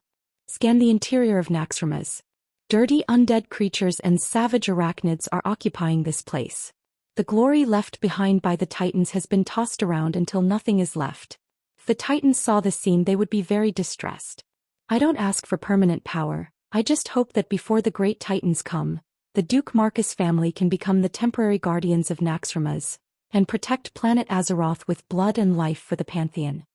The fortress system was silent for a full 10 seconds before it replied, "Okay. Please put your palm on the console, I will record your physiological information." Duque put his left hand on it and immediately found that his middle finger was poked by something like a needle. Is this recording my DNA data? The gadgets of the creation titans were indeed high-tech. The fortress system's voice sounded again. Data recording complete. The physiological, genetic and soul core data of the temporary highest authority holder, Duke Marcus, had been recorded. From now on, I will complete all your orders that are not directed at the Pantheon. Welcome, Commander Marcus. Please give the order. Phew. At this moment, Duque finally let out a long sigh of relief. Done.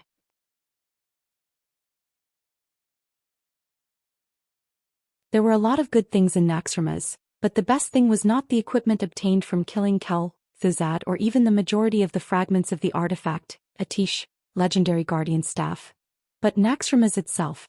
If one hadn't been to the distorted nether, they wouldn't have been able to truly feel the terror of the Burning Legion's void fleet. If it were the current version of the Skybreaker, it would probably be a moving target. Only the Dalajan could be considered the true backbone of air defense. Now Duque had added a heavy bargaining chip to the alliance. The floating fortress Naxxramas. In the future, if the planetary protection circle with the dragon aspect as the core collapsed, then Naxxramas could work together with the Dalajan to serve as the second barrier to Azeroth. At the very least, it could serve as a barrier to Stormwind City. Now that he had obtained the rights to the fortress, Duke naturally went all out to purify it. At this moment, the two teams of Alliance powerhouses, who were advancing cautiously, suddenly saw Duque's projection. Duque raised his right hand and made a very casual greeting gesture. Yo. I'm your family's Duque. Now I have control of the Naxxramas fortress. I'm ready to play purification and get rid of all those damn 8-legged eggs. You guys stay where you are. If you're afraid, just put on the mask I prepared for you. With that, Duque's figure disappeared. How long have we been here? That guy isn't a fake boss, is he? Gavin Rad routinely teased. Aurelia rolled her eyes at Gavin Rad. I'd rather believe that you're fake than think that Duque is fake. Sasha added, that's right. Kel-Thizad was a dead man when he was alive. He doesn't have a sense of humor like that. Gavin Rad was speechless. And the other team? Sylvanas was unsatisfied. Damn it, Duque used us as a cover again and then went to do bad things in the dark? Tyrande, the high priest in a white robe, shrugged. When has he not been full of bad ideas, secretly causing trouble and then maximizing the benefits?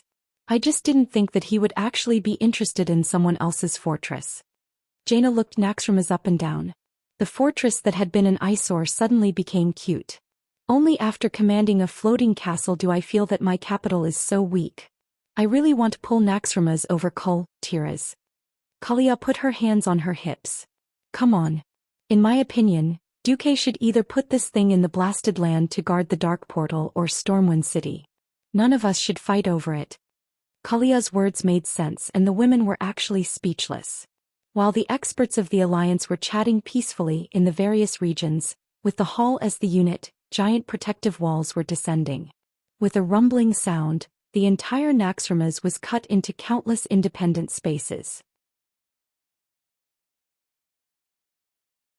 Then either flames or freezing air that was close to absolute zero began to pour into these spaces from the pipes in every corner. Farina could raise spiders before, but she couldn't give them orders because their master was Meissner, who had been killed by Duque. Now the focus of the cleanup was naturally the spider area. Whoosh! In the spider area, it was as if an active volcano was erupting and flames were everywhere. A strong fire tornado spun in the huge space, connecting the sky and earth, not leaving any corner untouched. Those spider eggs were unlucky. Without their mother's care, there was a high chance that they wouldn't be able to hatch.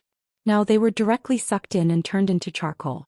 Even the spider eggs buried deep in the thick gelatinous soil were forcibly dug out by the strong fire tornado and thrown in all directions.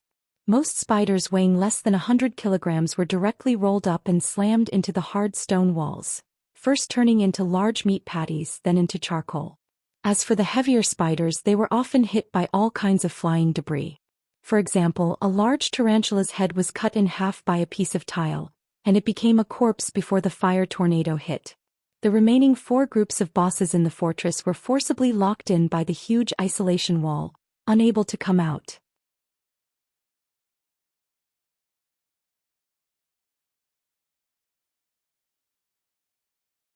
Chapter 1258.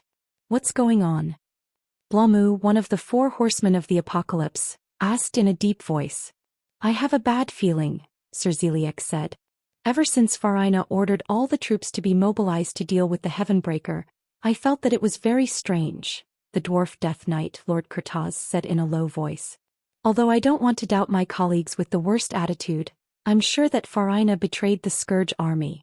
Otherwise there's no way to explain why we're trapped and can't get any reply, the more experienced Death Knight Baron Rivendare said. Unable to drag Ashbringer Mograine down, Kel Thizad could only pull Rivendare over, the leader of the 4 horsemen of the apocalypse. As the leader of the 4 horsemen, Rivendare's words were the final conclusion. The other 3 Death Knights looked at each other and Kurtaz made his move. Meteor.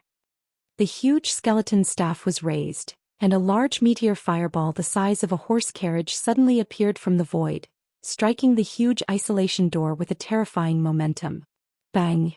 The so-called thunder was loud but the rain was small. This was how the current situation was described. Kurtaz showed a bitter expression. No, the isolation door is too thick and it's covered with King City-level magic protection spells. I can't break through it by force. It wasn't just the 4 horsemen of the apocalypse, the other bosses encountered the same problem. The structure area boss Thaddeus, who looked like a Frankenstein and was completely a giant, used up all of his lightning energy but couldn't shake the door at all. In the Frost Dragon's lair, the Ice Dragon Saffron stood together with Kel Thizad. The Ice Dragon watched Kel Thizad cast one magic after another in vain. Damn it! Damn it! Why is it like this? Kel Thizad was going crazy. The Frost Dragon's lair was clearly the core area of the entire stronghold. In order to prevent possible enemies from sneaking in, the Frost Dragon's area was specially sealed with a large 3-dimensional magic formation, turning it into a special space that was almost completely independent from the stronghold. But now the teleportation circle that was supposed to be unimpeded was sealed. Even though Kel Thizad and Saffron were here, they could only watch helplessly. They couldn't do anything. That kind of anger, even though Kel Thizad was an undead, made him feel like his soul was about to explode. It seemed that the remnants of the Scourge in the stronghold would be defeated one by one. Since this would become a reality, Kel Thizad understood that he had to do something. Otherwise, he would soon follow in the footsteps of his miserable subordinates and be dealt with by Duque. Kel Thizad pulled out a scarlet flame from his chest and his eyes glowed red. It seems that we have no other choice. Saffron, come with me. In the name of the great Lich King Arthas, I command you. Realizing what Kel Thizad wanted to do, Saffron's remaining dragon instincts instinctively rejected Kel Thizad. Unfortunately, before it was a dragon, it was already an undead. A great lich and a frost wurm that only had bones left. They confronted each other for a full 5 minutes. In the end, the lich who borrowed the name of the Lich King won. Unwillingly and unwillingly, Saffron finally lowered its noble head. In the stronghold, after nearly an hour of marching, the two alliance teams finally met, and Duque also appeared when the two teams met. Holy light above, how did you do it? Tyrion Fordring asked Duque. Duque was not vague and directly explained the general process, which made the alliance powerhouses shout in surprise. What? This stronghold is actually a creation left behind by the Titans, and you used another Titan creation to control it? Jaina's eyes widened. Not to mention her, even the most imaginative person would not have thought that an enemy's stronghold could be dealt with in this way. Although strongholds were the easiest to break through from the inside, this was too easy. Duque smiled. Actually, long before I brought Naxxramas to the temple of Ankh-Karaj and let Bones and the insects fight non-stop, you should have known that I had a considerable amount of control over this stronghold. Why hasn't Kel Thuzad given up? Kalia was very timely and curious. Because I knew from the beginning that he was a gambling addict. As long as he could still gamble, he would never admit defeat. Duque's evaluation of Kel Thuzad was really right. In this world, there were always some people who thought that they were smarter than others, insisted on their own opinions and ideas, and refused any persuasion. They were determined to go all the way. Many years ago, when Antonidas discovered that Kel Thuzad, who was still a human, was conducting various taboo undead experiments, Antonidas used thunderous methods to stop his research. Later on, when Duque intervened, he ruthlessly tricked Kel Thuzad and severely injured his soul. But nothing could compare to Kel Thuzad's stubbornness. His stubbornness was so terrible that he didn't even hesitate to devour other souls to recreate a theoretically complete lich soul. He had been destroyed by Arthas once as a lich, and was resurrected again in the Sunwell. As long as he didn't achieve his goal, he dared to work hard again and again to seek death. So Duque was very sure that Kel Thuzad would never be willing to give up Naxxramas, even at this moment, when Duque had successfully controlled Naxxramas' system. Duque curled his lips. Although I don't hate people who have principles and are willing to persevere to the end, as an enemy he's too annoying. Hey everyone, it's time to work. We'll go clean up the remaining 2 areas first, and then we'll deal with this despicable person who caused Arthas to fall. Duque's words made the eyes of several strong people from Lordaeron light up. Everyone began to move. At this time Queen Sylvie came up. You subdued the enemy's commander, that black witch called Farina? Duque blinked. How did you know? Come on, every single Death Knight who fought with us was cursing her. I'm not deaf. I heard that this woman used to have a bad reputation in Lordaeron. Kalia nodded. Yeah, even I heard about it. Duque sighed and answered truthfully, well, that's true. But I shadowed her body and soul. Now she's my elemental emissary. Elemental emissary? Jaina was curious. I found that the demigod path I'm going to take is different from many demigods in the past. It seems that I'm going to gather the divinity of fire, ice, arcane, holy, and shadow. In order to reduce the burden on my body and soul, I'm going to set up 5 elemental emissaries whose souls are attached to me. Duque's whimsical ideas and practices shocked his women.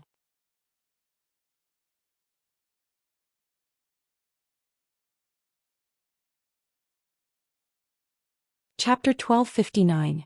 5 elemental emissaries? In other words, Duque was going to become a god with 5 powers at the same time?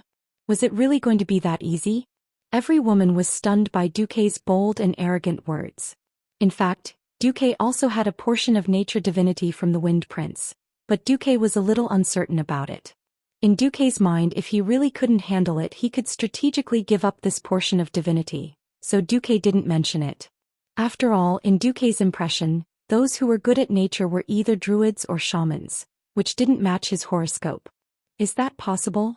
When Jaina asked, her voice sounded like she was sleepwalking. Actually, it's possible.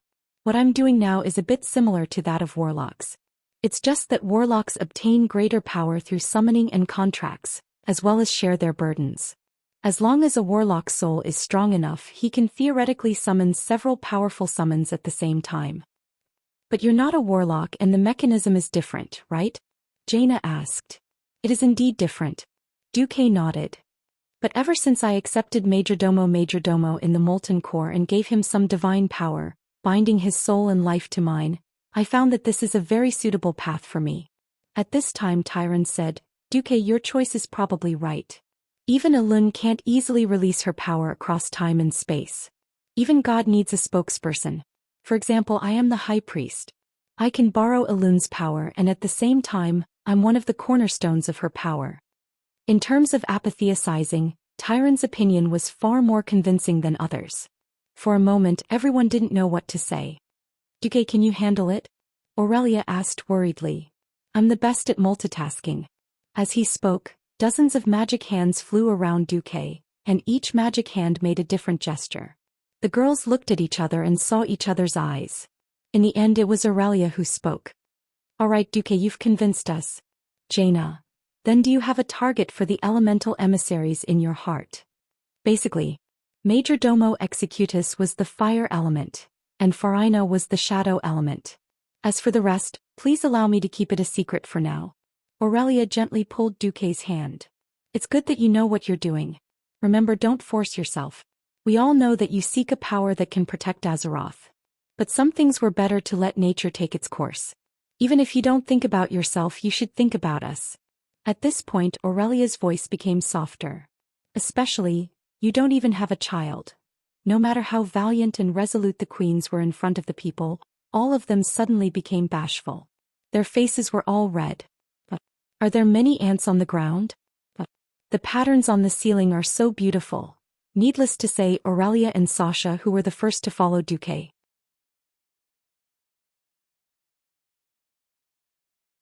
The four queens had long been whispering together, discussing how to hide it from the people below if Duque could not give them a status. Now even Tyron seemed to be talking to herself. I wonder if Elun will allow the High Priest. This? Duque was speechless. Well, my soul is a little special.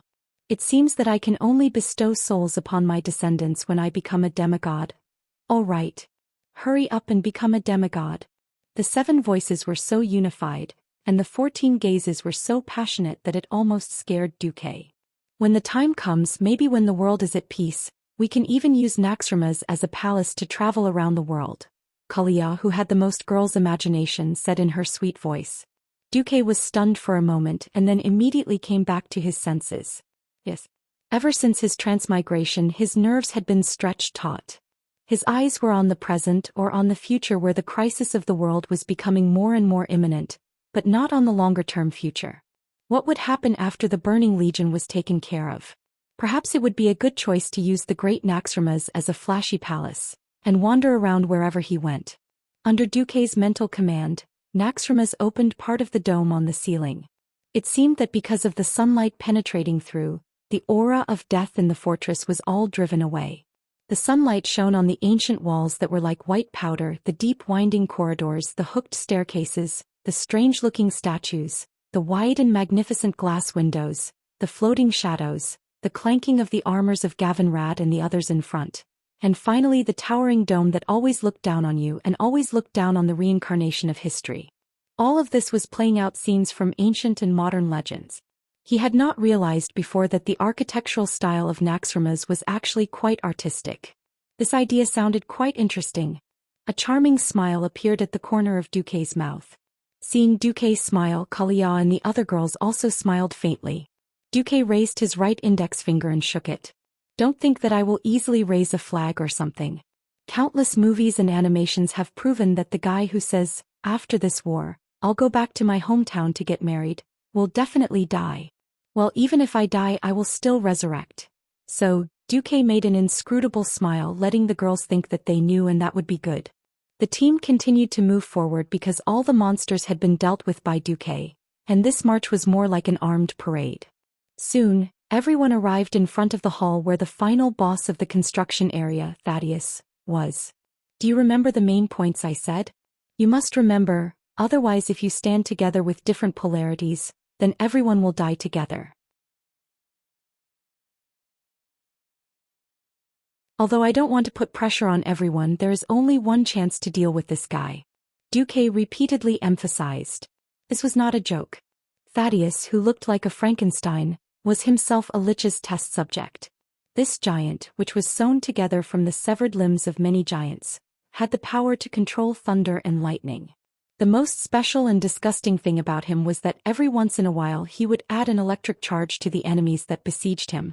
Either it was a positive charge or a negative charge.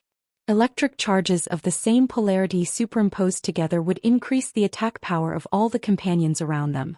If electric charges of opposite polarity were stuck within 8 yards, then he. After adding the charge for 5 seconds, if the opposite polarity was still standing together, then there would be a chain of explosions. The power of the explosion was determined by the number of people around who were charged. If there were only 2 idiots standing together, then at most 2 would die. If it was a group of people, it would be a matter of an instant. You're tuning in to the Zhou Xian's Legacy YouTube channel. Don't forget to subscribe and join us on this journey to catch the most captivating stories.